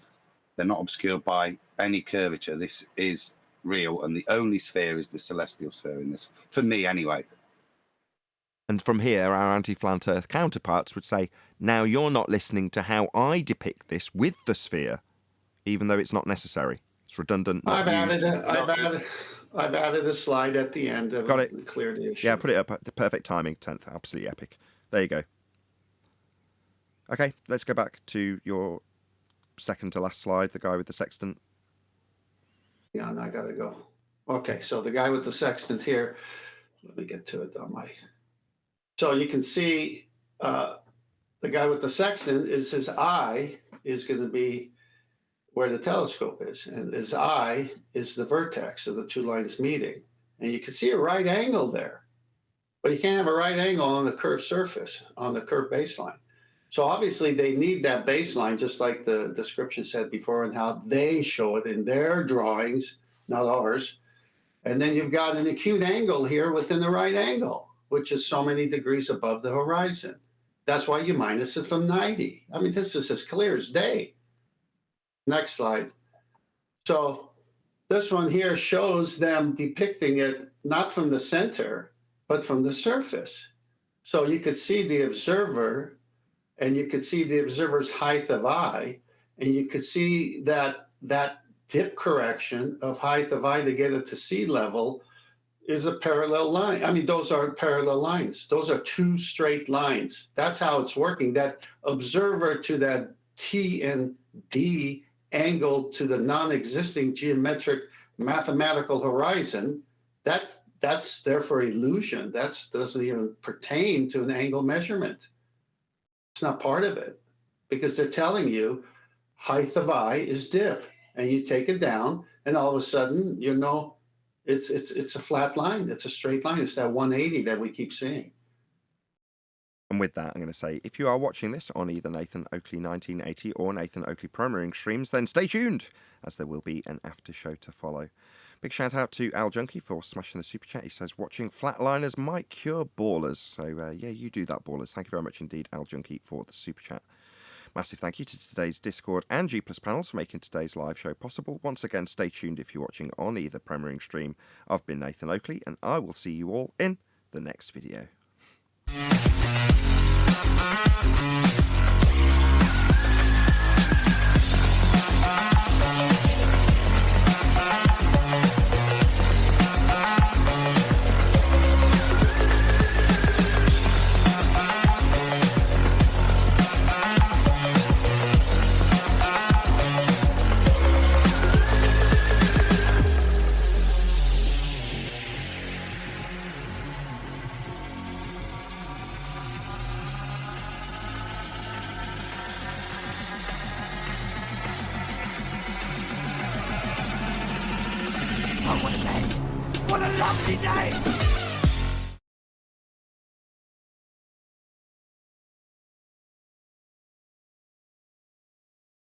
Sky measuring device onto the sphere. Oh yeah. And that's what I just found interesting, that this is the emergence of the ball. And these are people that construct history, all of it, Shakespeare, the lot.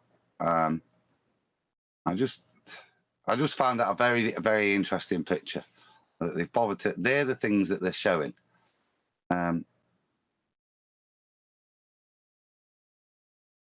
Yeah. It's a boast, it's a historical boast. Same goes for statues of Queen Victoria holding that globe with the cross on top of it. Oh, well, see, that's a celestial sphere, isn't it? That's the power of the heavens, the holy hand grenade. If you see what, yes, the holy hand grenade of Antioch. Yeah, exactly. But that's exactly what the holy hand grenade of Antioch is. Yeah, it's not for destroying killer vampire rabbits. It is symbolic of the power of the heavens, I think. Well, think about it.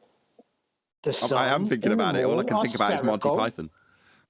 Yeah, but the sun and the moon are spherical. They're in the heavens, so they had to make Earth this spherical God creation. To me, he's saying, I'm applying the sky to the land. That's what that image just struck me as. That's all I shared it for last night. It's an odd thing to do. Nathan, did you just so I have closure, sorry, Brian, did you post that last slide I put there that cuts the celestial horizon? I did. When you said it was right on cue when Adam was talking about it. I know it was your presentation. I'm so sorry. But yes, it was bang on cue, and I did put it up for the audience during the live show, that last slide. Okay, that's all. I just want to make sure the audience saw it. Thanks. The ball with the cross is a symbol, right, of basically the representative of God, which the Queen of England did actually claim, right, originally, just like the Pope. The Pope was the one, I think, that started it. Ball with a cross on it. And it represents the connection between God on earth. Well, when they're describing the holy hand grenade, he takes it out to destroy the rabbit, the killer rabbit, and he reads out the instructions, and it's words to the effect of, you pull out the pin and count to 3. If you've counted to 4, you've gone too far. If you've counted to 2, it's not quite enough. If you've counted to 5, that's way too far. And if you're at 7, well, then you've gone completely crazy. And it's just like this massive list of instructions. 3 is the number of the counting, and the counting shall be 3. Exactly. Not 2, no more. Exactly. Can I ask Nathan? Yeah, go on. And then I want to ask something after Brian. You said in the celestial sphere, they put another sphere that's redundant. Yes. Wouldn't it be contradictory instead of redundant? I can't think of a better word. I keep saying redundant. Every time I say it, I know it's wrong. Because redundancy is useful. If one fails, you can use the other, right? But it isn't redundant. Right. It's useless. It's not necessary. No, it's actually it's surplus to requirements. No, it's actually contradictory, because if you were standing on that sphere, you wouldn't be getting these measurements. Yeah, it kind of shows how it doesn't work. Yeah, you're right. It's contradicting the flat plane that you're actually taking the measurements from at the centre of the rock for two reasons. One, because you're not standing on the surface of the sphere, and two, you're not standing at the centre of the sphere. I just want to... Sorry, I thought you were finished. Oh, no, go ahead. Yeah, I'm just... That kind of bothers me. It's not a redundancy because, like you said, redundancies can be useful if something fails. But it's the opposite of that. It's contradictory to what you're trying to do. Like a parasite. Yeah, that's better. It's a parasite. That bugs me. Uh-huh. Well, I just think it's clinging on to the bottom of the sphere. Go on, Brian. I want to go after you. Hurry up. Yeah. Okay. Thanks for that. In the Dr. John Dee, or sorry, not Dr. John Dee, but John Dee depiction there that Adam had up. What drew me to that when I first saw it was the left hand, not the right one. The left hand, because it shows a circle with sections, a section circle, which seems to be distances along the surface of that circle. And how did they get those distances? What did they have to do? Elevation angles. Angle measurements. Yeah. Elevation angles to Polaris. That's where those distances that are sectioned up in that circle comes from. He's literally showing he's literally showing how they back engineered into a globe using the compass as well. And look at this segment distribution. That was the thing I was curious of. I wanted to speak to you about it, right? But I didn't have an answer for that side. But it smells. Look. What are we doing? It's almost the way in which the distribution of the months, if you follow the way the zodiac works, you've got a slightly stretched distribution. If you look at some of the old clocks, you'll see the months lay differently. And it's a little bit like that. Or it reminds me of the layout of some of the old maps where they take a big segment out, which is the Pacific.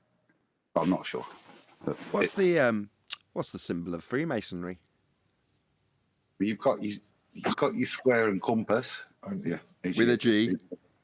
Yeah, the G is for God, though, isn't it? Or number 7, which is 3 and 4. Which is geometry, which is Christ. Well, no, it's Jesus. It's the power of God, because it's the you know when you see 3 triangles subdivided, 3 yellow triangles, and there's a black one in the middle, or you see 3 T's written with a H. There's a hidden T in all of that, and there's a hidden triangle. So there's some of the symbols they use, because it's that the quaternity within the tertiary of the within the Trinity, the ultimate oneness of God. So they use geometry, like I said, with the triangles or letters and numerology to represent that. So that's what the G's for, I think, is 3 + 4. The Adam Meakin, ladies and gentlemen. Sorry. Yeah, he's pretty handy. Adam is handy. Epic. On that thing on the left, in the left hand, 1 second, Tent, I just want to state one more thing about it that I find strange, is that none of the sections are equal to each other in size. They're all slightly different in size. That has to be for a reason. They didn't do that by accident. That's what struck me. You don't draw that picture, have these people, everything is encoded for these guys. Down to even within text, you know what I mean, and stuff. So they don't go to this effort of having a picture if it's not to show you something. I'd say I find it significant that you take that Masonic tool, the distances in the sky, and he's holding it to a globe, holding it on the globe. He's not pointing it up away from the globe. It's holding it down. Both points are on the surface. That's what I found interesting. Could it just mean that he thinks he's using it on a sphere? Because he can't, can he? Well, we know that. Does he? I would Well, imagine. why doesn't he put like a makeshift horizontal John plane on sometimes. top of that? You've asked a question that you know, with John QE here, that I can only answer and try and divine his bloody thoughts, his motivations. This is going to end up in me being called a conspiratard, isn't it? Not necessarily. Yeah, what do you mean Depends not on- necessarily? You know where you're going. You know what you're Just doing. pretend QE's not here. Do as I say. Just say, "Oh, yes, I find it interesting too." Yes, Yeah, I find it this is very interesting. Of course he bloody knew. Unless he's a complete dingleberry. I think most people that's pushed the sphere have been dingleberries. That's Can how we they look got at- dingleberry Earth. Can we look at that dingleberry last slide I put up? put This up doesn't two have a more after dingleberry. that. The last slide doesn't. No, last no, but no, one just slide. go- Sorry, yes. Got your dingleberry up. Which one is it? The CNP or the... So it's got north and south on the left and right, and then it's got a horizon with a great big flat plane that's actually going to be used to measure angles. And then, as I described earlier, when I was saying that this would, I'm just going back to the other slide, 10th, for the audience's benefit. This one would have a sphere, and I said redundant. Then we got into the discussion of redundancy over parasite or parasitical nature of the sphere that would be here if it was depicted when Adam raised an objection about this being spherical or globe earthy.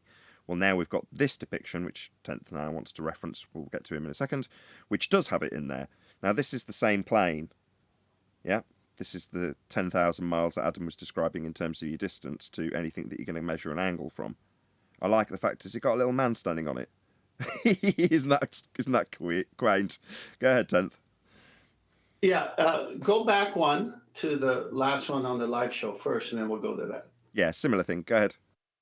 Okay, so do you see something here that stands out? What do you see here that stands out? The big flat plane with no relevance to the sphere Earth they claim we're standing on? Celestial horizon? Yeah, but look at the red arrows, and what does it say? Which ones are red? On the outside. Oh, 90 and 90. Yes, indeed. Yeah, so you see, they need that to get their 90. They need a flat plane. I'm tired of them saying, shh, don't say 90, because you need a 90. It's a right angle. It's perpendicular, two lines meeting, and you have to subtract your elevation angle sighting from the section from 90. It's right here. But in this one, because it hasn't got a transparent globe, essentially, this is just getting in the way. You know, if you were stood at this point, you know, your angle would go out to this line here and up to this line, let's say zenith, right? And then the star, let's say it's at the point that actually is marked 90 near the top.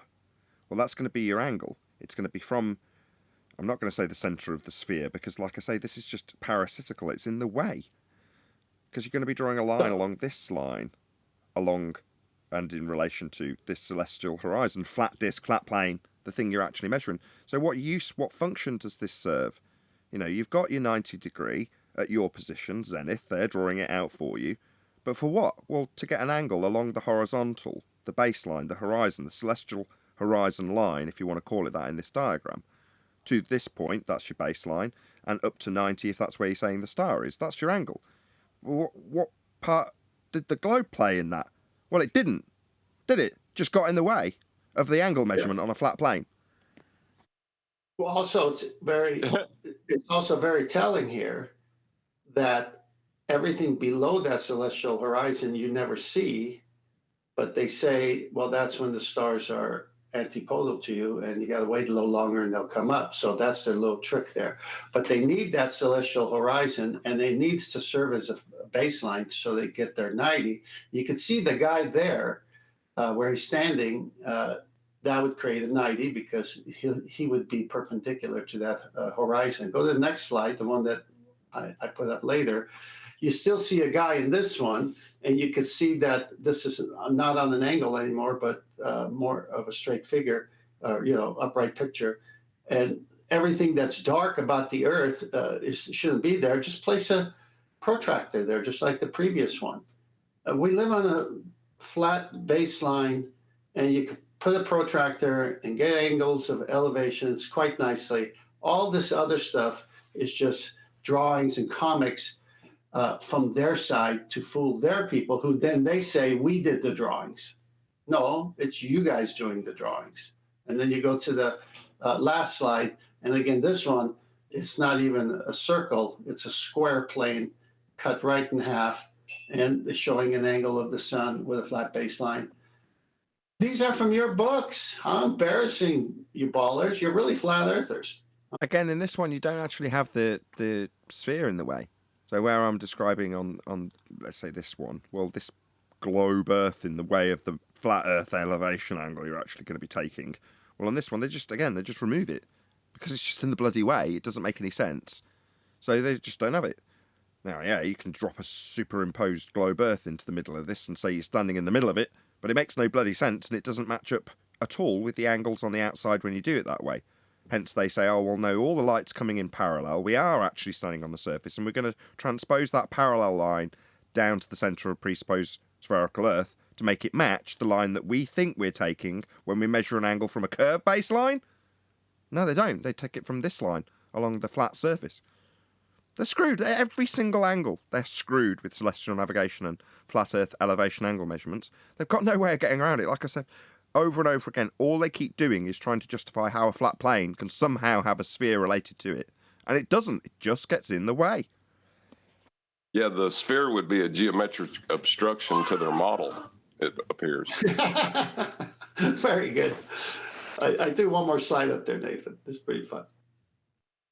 What's this? Looks like a funny protractor. Yeah, it is a protractor.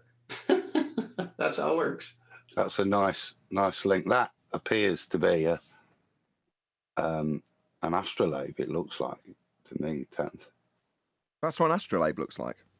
Well, no, an astrolabe tends to be. You see, an astrolabe tends to work on a pendulum basis. I was going to say, this isn't what I picture when you say astrolabe.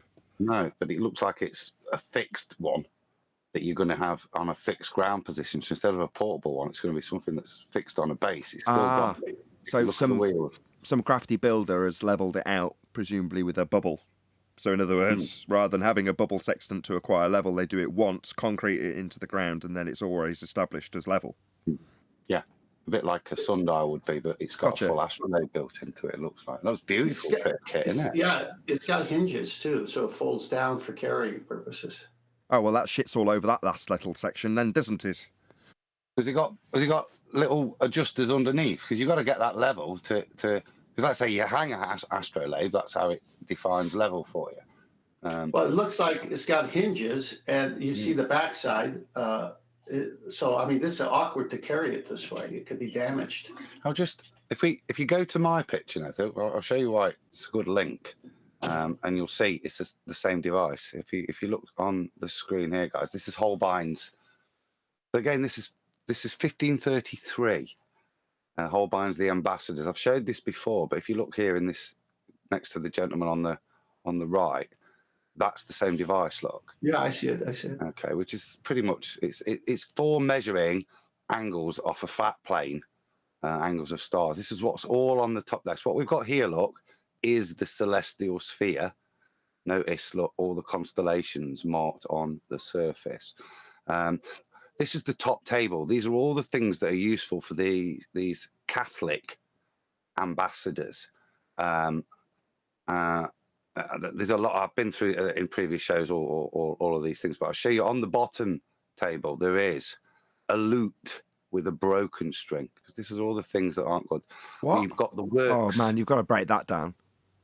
Yeah, well, so the bottom table is all the things. So the top table is all the good things, all the things that are righteous and correct to work with the world.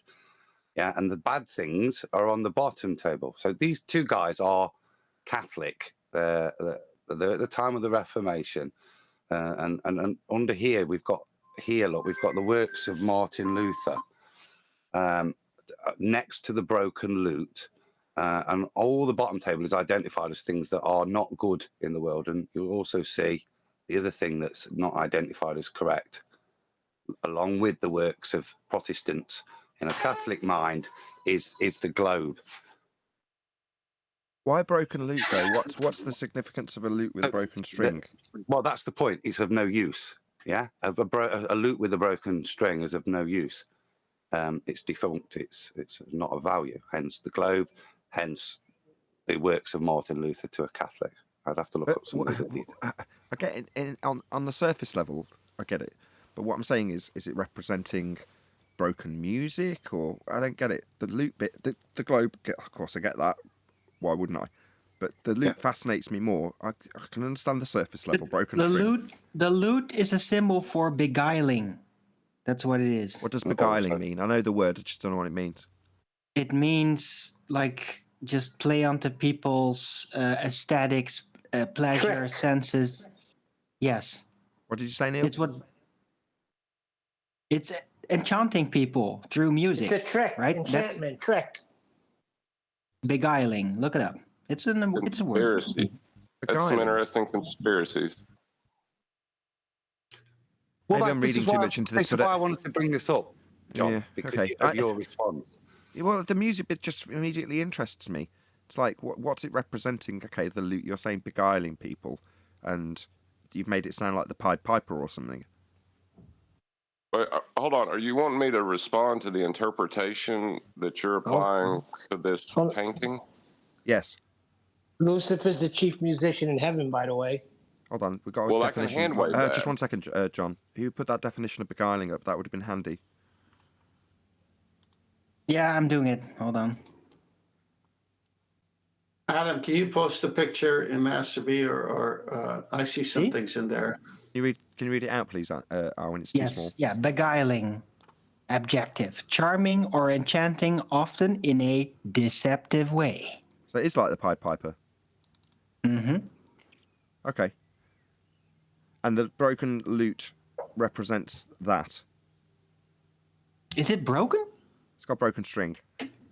Go on the picture. Go on the picture, that's please. very interesting. That means it is. that That's it's why we're trying to flawed. talk about it, Arwen. But then that means that it's flawed. That means that there is a beguiling going on, but it's flawed. It's broken. But it's not completely destroyed, right? No, there's still strings left. Exactly. So that means it's flawed. That's fascinating. Exactly. That's what. Thank you, Arwen. That's exactly what I was driving at. It's not a smashed lute, or a lute with all of the strings broken. So it has a deeper meaning. But, you know, we're on a flat Earth show, so the globe should be the thing we focus on. Why has it got a great big axis through it? Is it just because it's... Again, hold on, Neil. Is it because it's not on its usual pedestal that holds those two pins, i.e. it's slightly broken? There's got to be a meaning behind that as well. Hold on. Let me give you one that's runs contrary to what you're trying to assert. What if the globe is what broke this beguiled instrument we call religion? That's heresy. Off with your head. Hold on. Hold on, Neil. Just because you said the word religion. Just expand on what you just said, John. Well, they believe that what they assert, or what we've been taught, is they are asserting objective fact, but they don't realize that they're just preaching a belief. So they're asserting the fact of the globe has broken the beguiling instrument over humanity. Maybe. The items on the bottom of the table are, like I say, it's important you recognise that these are the works of Martin Luther, the sonnets of Luther here, okay, which are Protestant, and these two guys are Catholics. Okay, so the symbology of what's good on the top of the table and what's bad on the bottom, that's why it's there. This is my interpretation. This is, you know, they're not building the ball in. Very little comment on why the ball is there. Yeah, I'd like to comment on the lute, and specifically the Lutheran documents to demonstrate that it's a good on the top and bad on the bottom, and then that certainly in analysis is what all people follow. So What's that thing on the Hold on, bottom? Arwen. Can I get a Hold on, word in? hold on, Is Arwen. that some kind of a pan flute or hello. Go ahead, 10th. Yeah, Alan, post a picture, please, or in your sharing, please. Sorry. What picture? He's asking for a What screenshot. I picture? could do with it too. If you can screen cap it and stick it in Skype, I'd be really grateful. Put this picture into. Right, yeah. Yeah, I just want to see it 1 second. because I saw something. Hold I on. have a question. Go ahead, Arwen. I know. Can you? Okay. I just wondered, like, what is that thing on the right bottom corner at the table, right? Is that a pan flute or something? It looks like a flute. What It is looks like a pan flute. Yes, that was going to be my next question. Well- It does look like some well, sort of the musical pan instrument. flute, the pan flute is the most classical symbol of beguiling, right? The lute would be a more modern symbol for it, but the pan flute is like the original symbol for that, right? Because who was blowing the pan flute? Pan. Who is Pan? You know who he is. Yep. Yeah, good point. I still object to this whole line of reasoning. It's at best argumentative, and It's history. like you're trying to like guess people's motivations in it. I'm not a fan of it either. We're not doing science, are we? We're doing history. So we cannot have the same set of standards. Otherwise, all we can do is go, yeah, can't prove anything. This And is we're not, symbology. we're not All right. trying. You're doing the Symbology. exact same We're thing not- you would we're jump not- on a Christian for doing when they make assertions about the firmament. How come 10th can't get a word in? This is a different field. This is symbology, right? And there's a lot of it in a certain periods of time in paintings. There was a lot of attention paid to it. It was a covert way of communicating for the intellects, for those who understood the symbols, right? For those who had eyes to see. It's just a separate field, symbology. But you're throwing So that we're out. going to ask them. Hold on. Everyone what it stop. meant Everyone to stop. them. Arwen, perfect. You're going to get picked on because you were the last person to say it. As demonstrated by, i.e., how do you back that? Because currently, yeah, I actually agree with you. But I want you to say, as evidenced by, and then show how symbology has been used. I know it's a fact, but I just want you to demonstrate it in your way for the audience. To John. Well, that's difficult. Look, it's something that these guys that procured these paintings do. It's a way they communicate it. You have to know about it Okay, to stop. learn about it. You just don't just throw out the baseless assertion again. Okay, John, you win. What? All right. You I cannot. did a whole second. study on it, but it's This is- complicated. You have to learn about it before you start to see it. This Okay. is the point. You cannot ask that painter because he is gone.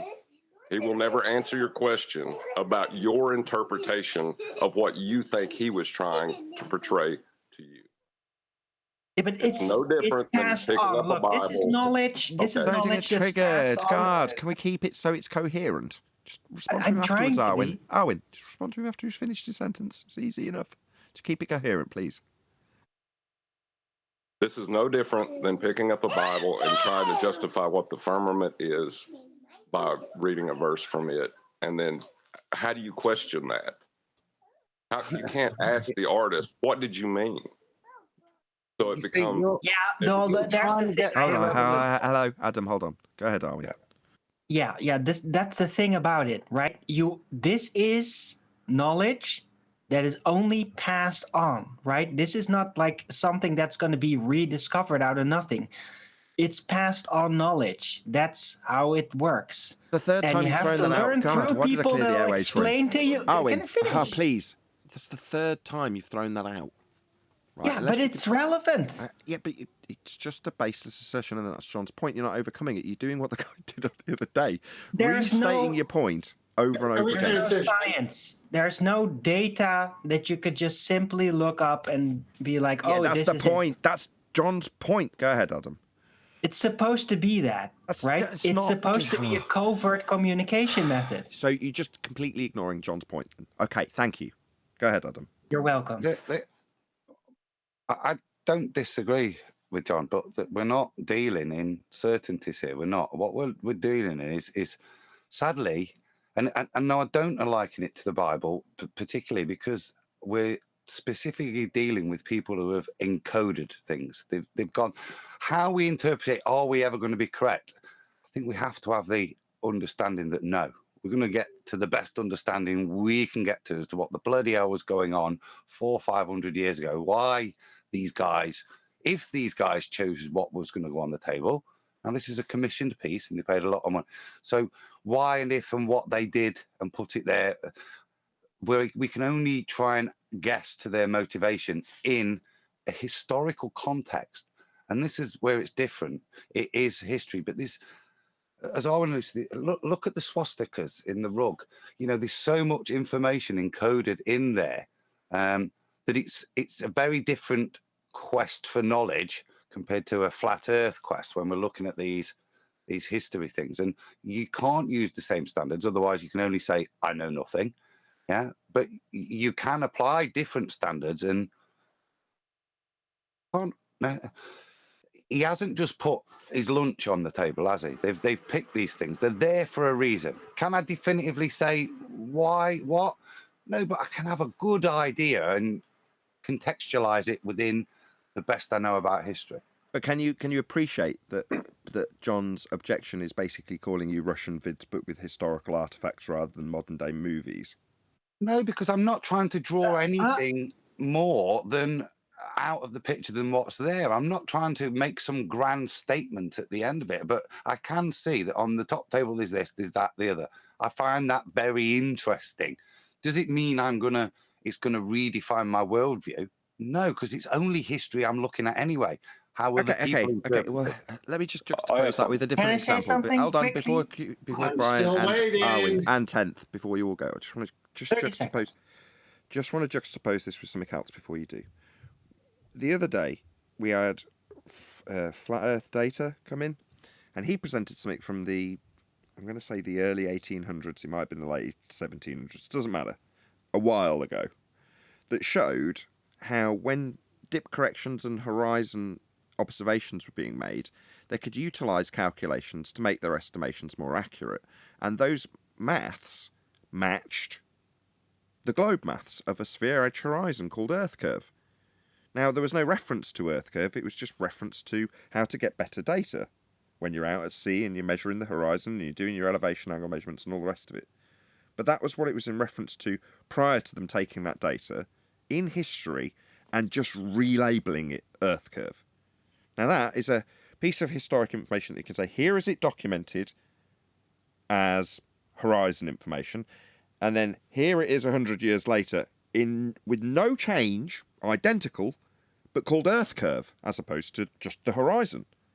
So you can see that the historical value suddenly goes up tenfold because there's no extrapolation based on its history other than the timeline it offers you in terms of the deception and how it's come to pass.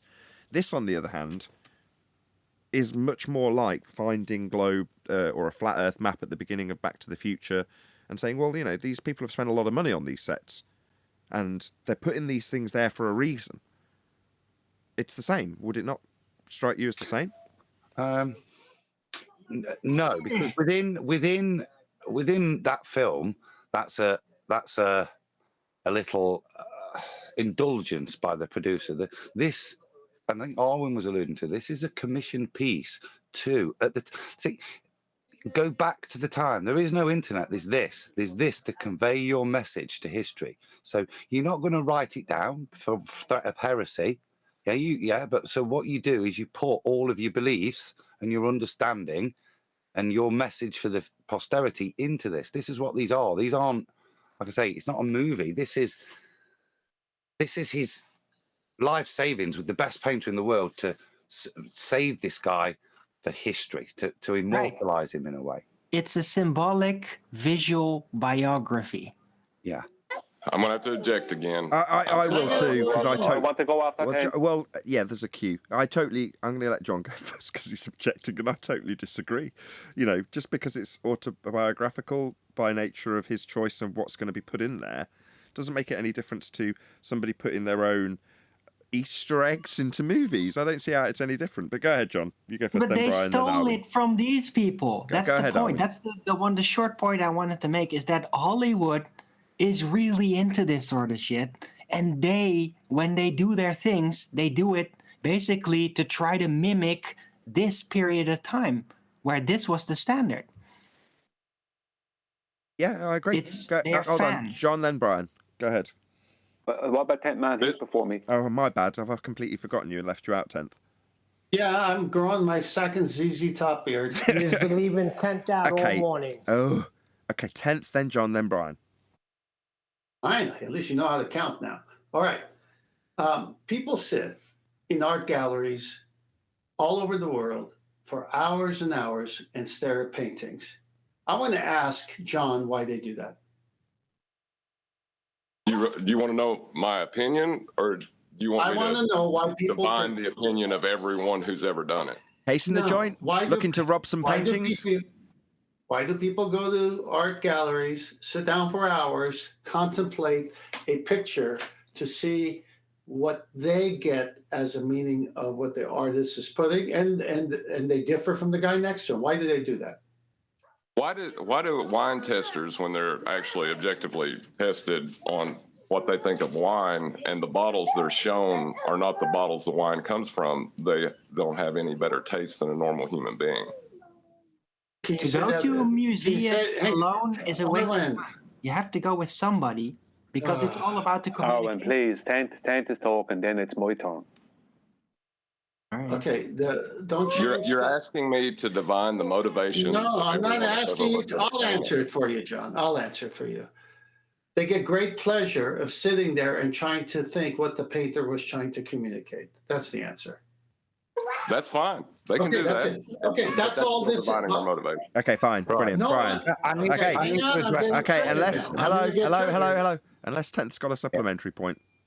Brian. I waited all this time not to be stopped now, really. Well, go ahead then. Go ahead. I have a Hold on, Brian. Go ahead, point. 10th. Yeah, I have a supplementary point. That's all Adam was doing. No, 10th. That's not the point. This is not the musings and the hidden symbology of the artist. This is a commissioned piece of work that the pieces are put there. As Arwin alluded to, this is his. Well, how did you describe it, Arwin? Visual autobiography. Yes, symbolic visual autobiography. These things they're not Easter eggs from the producer. They're not. This is how he communicates to the intellectuals of the time what his theology is, his understandings, and his worldview. It's almost like a resume. Allow me to finish. I get that. Whether it was commissioned or it was done just through the artist's mind himself, or someone went to an artist and says, do this for me this way, and he does it. It doesn't matter for what I'm about to say. The people who go to art galleries sit there and say, what does this picture mean to me? That's all I'm saying. Now, if you look at that top shelf, you see a globe. Look at the bottom shelf. You see a globe, but it's not as nice as the one on the top that's got some kind of frame around it. It's got a handle to it. Then you see the musical instrument with a broken neck, and it looks like a right angle. And then next to it, you see a bookmark that is a right angle. And then you see that book. And then you see behind, underneath the lute, a compass. And then you're saying that this book has to do with the Reformation. So if you look at top, they've got all kinds of instruments like that white half a protractor right in the center of the picture. So they're saying, forget your right angle here, the way I'm looking at. Why would they put a bookmark that looks like a right angle? What is that all about? What are you talking about, lute broken neck? That's exactly what a lute is like. There's only a few strings broken. It's a right angle. But what I'm saying, yes, it's a right angle neck. Next to it is a right angle bookmark. Yep. That's what I'm saying. It's like, what the heck? And then you got a globe kind of like this to the side. And then on top, the globe is there too. So how can you have two globes, one looking shabby and one looking great? And then the one that's shabby on the lower shelf has a right angle lute neck and the right angle bookmark. I mean, come on. And the compass right under it. Don't talk about 90. Okay, Brian. It's fine to talk. It's fine to talk about 90 as long as it's not with the flat earther. Okay, I just want to point out something about the loot. This is not really a conversation that I'm not going to go into that. The loot. It looks to me like the loot is made to be a left-handed loot. Now, I don't know if they were traditionally played left-handed, but if you look at the strings, I don't think there's any broken strings. What I think is going on there is the bass strings are set for, which would be the bass strings, which would be the ones closest to us, are set for left-handed. Now, I don't know unless it was traditionally played that way, I don't know, but it seems to me doesn't have broken strings, it just has bassier strings. The bass strings. It does have broken strings. It's part of the commentary. Lutes have more strings.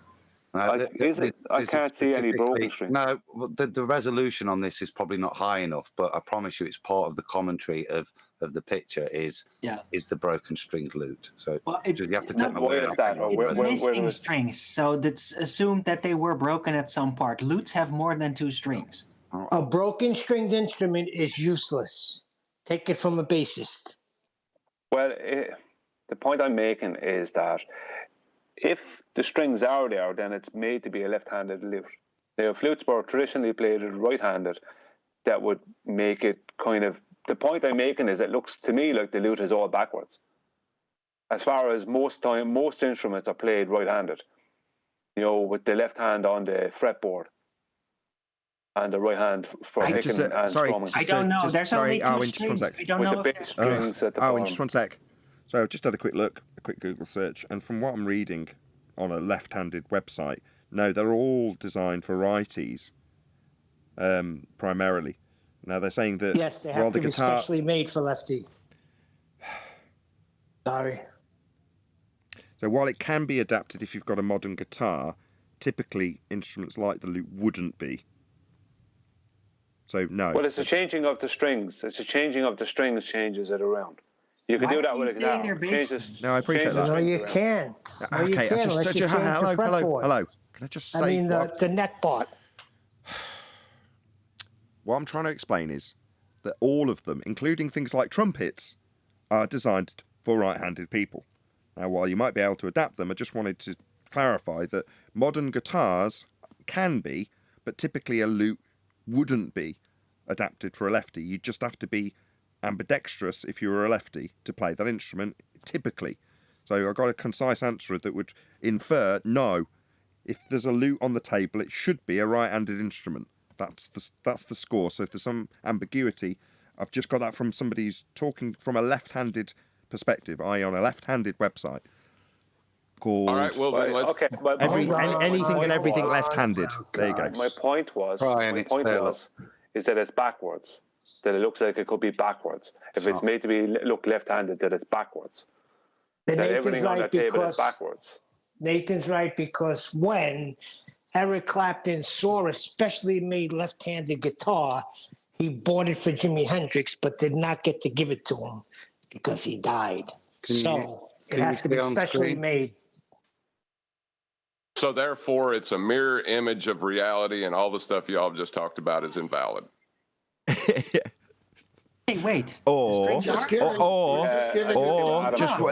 hello. there is one more interpretation. The artist didn't have a first clue about our instruments were supposed to be depicted.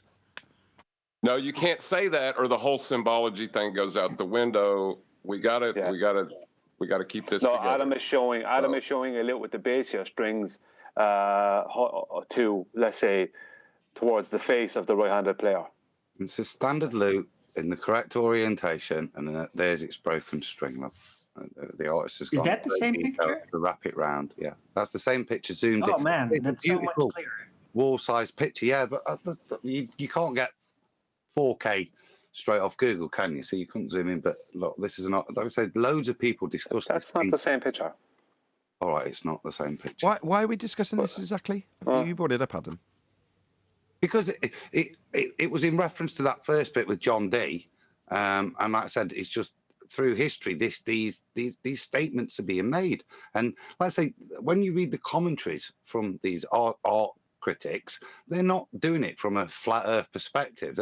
They're focusing, like I say, on the sonnets, on the string, great thought and meanings. The point I'm saying is look at what's on these bloody tables from our perspective. All of the flat Earth instruments, the celestial sphere, and on the bottom, yeah, you've got your globe. And that's what I found interesting. That Hold on, why are you saying it's a celestial sphere on the top? And what is that hot dog thing on the right? It is a celestial sphere. If you look at it, it's the constellations are on this sphere. Okay, fine. That's a good enough answer. I just couldn't see it in good enough detail. Yeah, what's the hot dog? What, in his hand here? No, up on the right. It's hovering in the middle of the frame, like that. That. Yeah, that's the a hat astrolabe. stand. That's the astrolabe. So, but that picture that yeah. These are all sky measuring devices. I think this is a gnomon lot. These are all sun measuring devices. So where's because we started this off with you saying this looked like the suitcase style folding hinged astrolabe that we originally thought would be concreted into the ground. That's that. Yeah. Okay. Fine. There's a protractor in the middle. You can see the protractor in the middle with the white half a protractor on paper. It looks like on back. If you look at the top shelf and you look at the bottom shelf, there is a message being sent. John, tell him off. Tell him off quick. Yeah, I'm going to. There is a message that you would like to send, or you are taking from this piece. That's not necessarily what the artist meant to send. Hang on, John. If you commission an artist to do something to your exact wishes, what is that? That's what Adam is saying. This is a commissioned piece. So the guy on a slightly different note, did you know? It's just 1 sec. If you pause Back to the Future when he stood outside the Twin Pine Malls, and you turn it upside down, it says 9/11. And then when he comes back, there's only one pine. Now that was chewing gum. Nearly there. That was all storyboarded. Stage sets were built. It was all worked out to the detail and cost a lot of money to do, I might add. Very well considered. Just saying. Now, if in the picture he was trying to hand a bloke 3 ice creams, but he only had 2 ice creams, you might think, I can't necessarily understand what that means, but he'd be conveying a very different message, wouldn't he? They're not. It's there for a reason. Now, I don't think he's in the items he's selected is telling me to watch the next Back to the Future movie.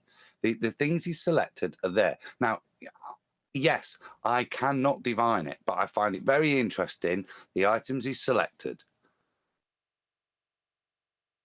Can I present something in a minute? I don't see how this is any different. We can't. I don't see that. Just 1 sec. I just don't see how this is any different to Russian vids literally saying the same words you are, Adam. I'm not making any direct claim, am I? I'm saying, look in history. 500 years ago, this guy's done this, and these are the things he's picked. I find it fascinating. Yeah, they're the things that we're looking at today. And if I was going to say, what are your things that you if you had your picture and you wanted to leave a little bit of hidden knowledge in there, what would you pick, Ad? I'd pick a sextant, wouldn't I? And I ain't got a sextant on there, but the message that my knowledge that I've acquired, and if I had to do it in a picture, I'd pick that. And I'm not making a bold claim, but I am saying it's exceedingly interesting that they're the items he's picked. Fine, you've redeemed yourself beautifully. So what you're saying is, in this depiction, regardless of interpretation, all of the things that are being depicted in this expensive commissioned piece are the things we talk about and the deception that we talk about currently. They're all directly related, with probably a couple of exceptions, the loot and a couple of others. Yes. What's the difference between this and Stanley Kubrick doing stuff in this movie? That's where I was going to go later. I was going to get to that, Tent. Just calm down. No difference, I don't think. And I think John would agree. Okay, so hold on. Okay, and then you get to that point then. So does that mean you then don't agree with the interpretation of the message, or do you just go, well, I can't exactly specifically prove it, so it's worthless? I would say the latter, it's worthless. Because when you've got such strong arguments like historical arguments that show how Earth curve's been changed from just a good way of figuring out where the horizon might be on a given day to being called a physical geometric sphere edge obstruction, that's a useful historical comparison that's set in stone. There's no ambiguity, there's no ifs, buts, or maybes. That it just is how it is. Whereas this isn't that way. And again, I'm not knocking Russian vids. I actually love this stuff. I've got to be honest, Adam. I'm just trying to... I know I've got an audience, right?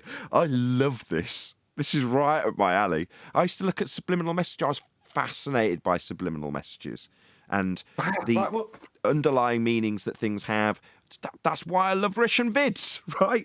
But I've got to, in the phraseology and the terminology, when we're in a very cut and dry debate, the things that are on our side are set in stone, like a measurement of an angle. I'm not pulling this stuff out to prove anything in a debate.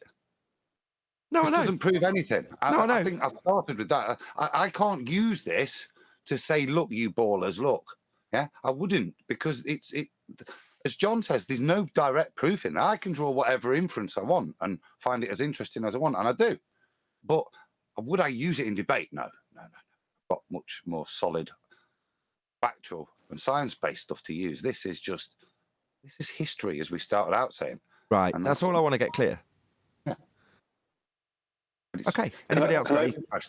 Brian, go ahead. I have something to present in a minute. Where I just want to say one thing at the end of this. We all try to interpret the world through how we understand it and the things we know. We all do that. And a lot of times we project that onto others and it's not necessarily there. But it's when someone else doesn't understand as you do or doesn't know what you do that it's easy to ascribe malice to their ignorance. And that's what I'm afraid will happen.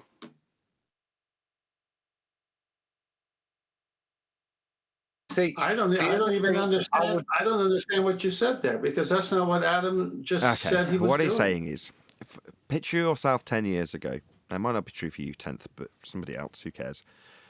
You're telling whoever. I'll use me as an example. I'm talking to my niece, and I'm telling her about the heliocentric idea of the world and the stars above her head while we're out on a starry night.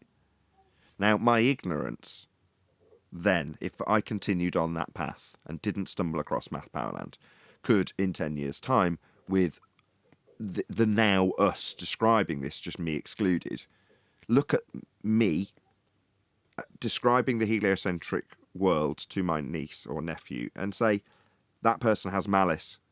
That person's doing that to prop up a deception. They should know better, right?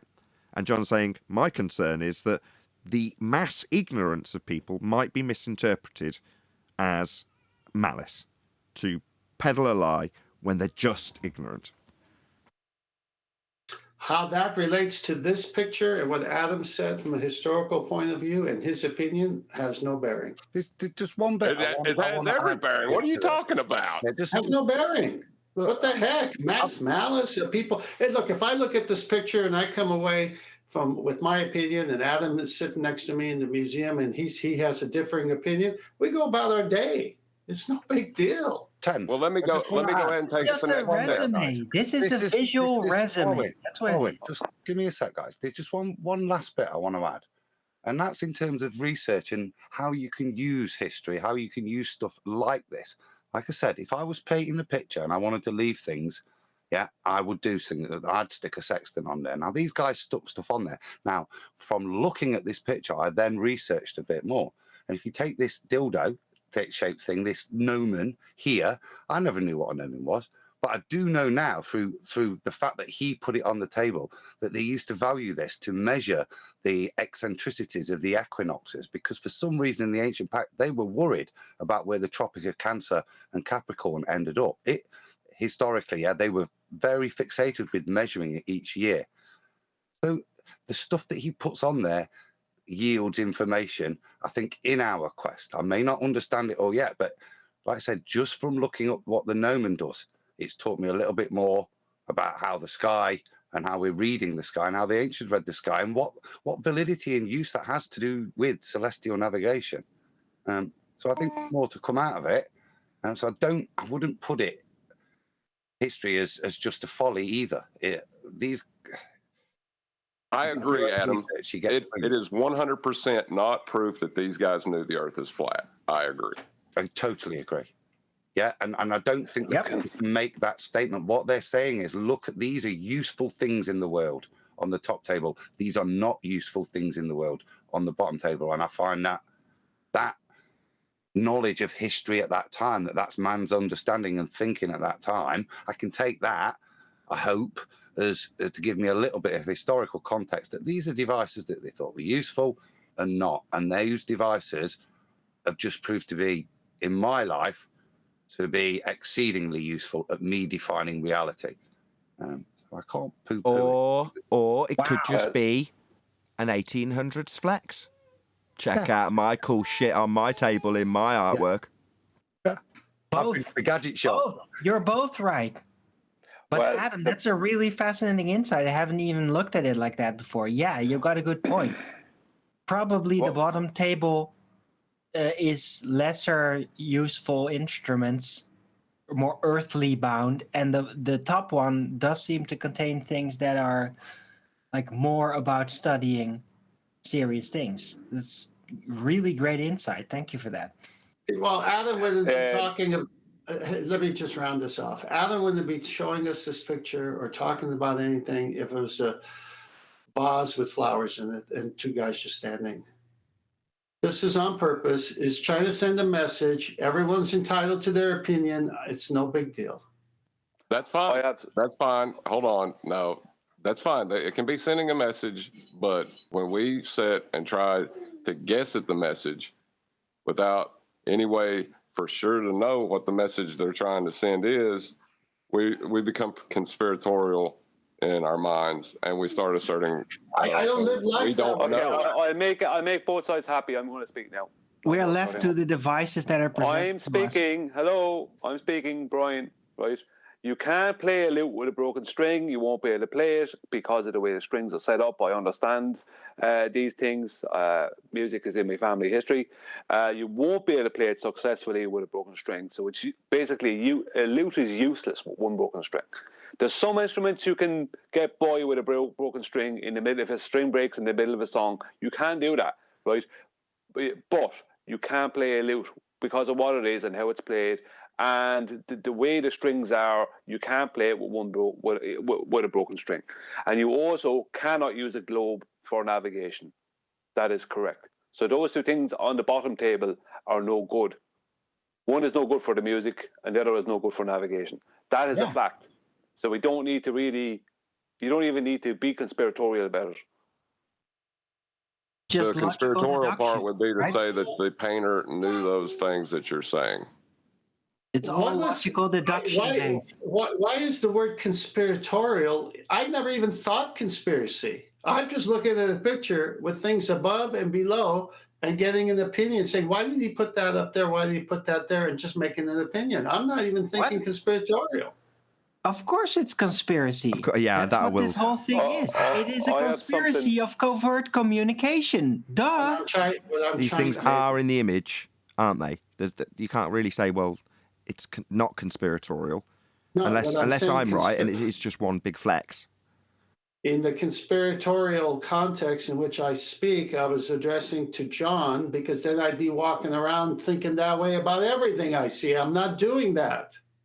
The flex, I would say, Nathan, is more the knowledge they have. The flex is not what the instruments, because a lot of people may have the instruments. The flex is, or those instruments may be able to be acquired, but the flex is in the way the instruments are laid out, on what table they're laid out on, and the flex is the knowledge. Is that kind of look in their eyes? It's like, we know something that we know you don't know. Now, I'm not going to state what that is, because that would be conspiratorial. Okay. What is that white thing behind? Hold on, let me just tell you one little thing. Just a story about a guy I went to, right? Guy with a very big stereo back when I was a rep. Actual, not a studio, like a proper domestic customer. Normal dude, in other words. So I'm going out to a member of the Great Unwashed. I arrive, and when I get there, this guy has got a custom Audi with a W12 engine, like you get in a Bugatti. I was like, fucking hell, that's awesome. I knew exactly what it was as soon as I clapped eyes on it. I went in, sorted out whatever technical issue we'd got out. And as we're leaving, I say to him, that is a nice car on the driveway. And he's like, yeah. I was like, what's it like to drive? And his answer was, I don't know, I haven't got a driving licence. That was his answer. It was parked on his drive. So he's got a really posh car to show off to everybody in his neighbourhood how nice his car is. He can't even drive it. Ah, what a poser. But that's what people do. They flex. Bunch of posers. Boo. Posers. Like these two posing with their highly elaborate, highly expensive gadgets and gizmos. And yeah, you could say it's the knowledge. Well, yeah, you do with the knowledge of an astrolabe and a celestial sphere. Yeah, you could say that that's a flex too. But it doesn't mean that there's some implication that they knew it was right or wrong because it's on the top or bottom shelf. I think that's a stretch, Adam. Well, I have something to present I don't that's a know. little bit more Broken present. straight down. I think it's a pretty good insight on Adam's part, but it's always going to be a guessing game, right? And that's what keeps it interesting. Yeah, that's why we're having the discussion. It is interesting. Go on, Brian. I have something to present that's a little bit more present. It's on celestial navigation, but it's a little bit more present. When you're finished with this, I just want to say it before you finish the show or something like that. Okay, well, you go ahead. Unless Adam, I was trying to. I just wanted to say that nobody in our field uses the scientific method. It's leaps of logic. It's guesswork. I don't want to buy into this. Hey, Brian, just promise that you'll frame it better than this picture, okay? I'll paint the picture well. Dude, the moon is back. Anyway, it's different strokes for different folks. Very, very nice. Paint by numbers. Way to go. Go on, Brian. Go on, Brian. Okay, I should be sharing now any minute. Yes, now, indeed. Okay, I'm only showing this because this guy and his minions will not shut up about it. They're in everyone's chat. They won't shut up. They're constantly hovering around. This is MC Toon and his sextant challenge or his celestial navigation challenge, right? Now, just to give a little bit of background, me and him had a little to and fro in one of your videos, Nathan, whatever one it was recently. He stated that he stated a couple of things. One of the things that he stated was that he pre-assumed that I was stupid on the get-go, and not just me personally, I got the impression that that was his basic attitude, right? That other people are stupid, or at least flat earthers are. Blah blah blah. So I challenged him. I'm a bugger eater. Now he did. Yeah, I know. I challenged him, right? I said, look, if you keep harping on about this challenge, right? I stated that to him. His challenge is a mathematical challenge and not a geometric challenge, right? I said it's purely a globe maths challenge, not a geometric challenge. I said, right? That's what I said about his celestial navigation challenge. I said it's no different than the one, or it's exactly the same as the one that Proto was putting forward that Bob came in with. Bob the science guy came in with 6 weeks ago or whatever, that we took apart. I said it's the same thing, the same amount of money is up for grabs, blah blah blah. It's the exact same, right? So I said to him, in the comment, I said, if you want to come in and address me personally in Nathan's on the live show, I said, when I'm on there, you're welcome to do that. And I will go through your challenge with you, I said, on the live show. I said, Nathan won't mind giving us a few minutes, right, to do that. Now, he never responded to that, right, because he probably didn't want to come in. But this is his challenge. I'm not going to go through all of it, but I am going to go through certain part of it, right? This is part of his challenge. Just 2 parts is all that's important here, right? Now, I'll leave you read it yourselves. I'll post it in the war room or whatever. So, this is one of his the rules, right? The method must use only flat earth information and geometry, right?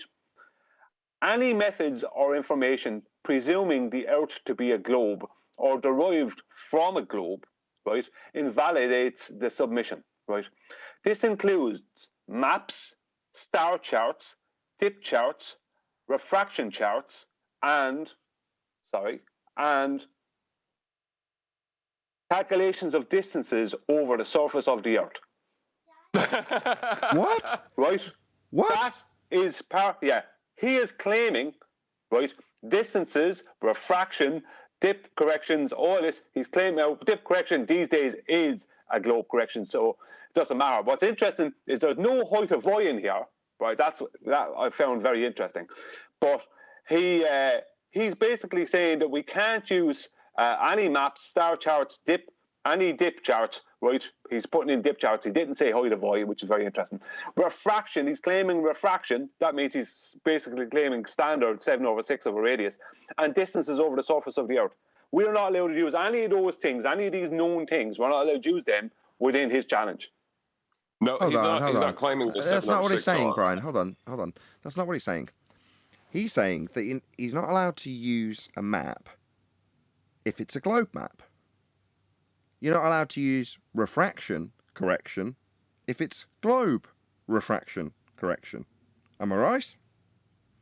Yeah, because he thinks that the refraction, that celestial refraction that's used... Just one second. I know what you're about to say, though. You're going to say... Yeah, okay. I get that, Brian. I'll answer your questions. It's just... Okay, if he's saying you can't use these things, for example, maps, because they're, by inference, globe maps. Well, by definition, this is, as you've already pointed out, the same as protothud and requires the use of elevation angles. Now, any map that works with elevation angles is going to be flat, and any globe claim is going to be derived from elevation angles. So you can immediately put a strike through that. You've already covered refraction. Is refraction globe refractions based on why would we use that? So when they describe these things in reference to a sphere, because we can show that they aren't in reference to a sphere, when you do, you've already derived them from a flat plane. So if the origin's flat plane, this pretty much puts a strike through all of this list, because they're all derived from a flat plane in the first instance. That's correct. Yeah. What he's saying is you can't use a flat plane to prove a flat plane. Otherwise, you're invalidating the challenge. No, he's not. He's saying you're not allowed to use globe. You can only use flat Earth. And Brian's saying the mathematics that this challenge has been used by is globe Earth mathematics as opposed to straight up celestial navigation. It's labelled a celestial navigation challenge, but that isn't what he's presenting. He's presenting globe maths and then saying work out how to do this globe maths using only flat Earth. And then the list continues of what you can't use if it, in his mind, references a globe.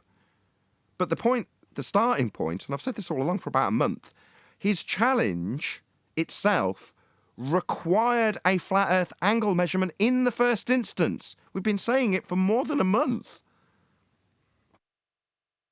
Yeah, that's what we were. That's what happened when Bob came in with that challenge. They had to basically state that there was 3 angles or 2 angles or whatever, and there's all this nonsense. Then there was all this globe trigonometry, trigonometry or whatever it was. They were claiming afterwards, right? They didn't use triangles. It was total utter nonsense. They're looking for us to. What this challenge here is, what he's looking to do, is we're supposed to do elevation angles and get all these distances, but we can't use the distances because he's claiming that all the distances are based on a globe. We can't use any map because he's claiming all maps are globe maps. We can't use star charts because all star charts are globe star charts, according to him. And we can't use dip charts, right? But dip comes from height of void, right? And the dip in today's celestial navigation is a mathematical globe horizon dip correction, right? So we don't need to use that anyway because we have height of void. He avoided height of void because that's not part of globe, right?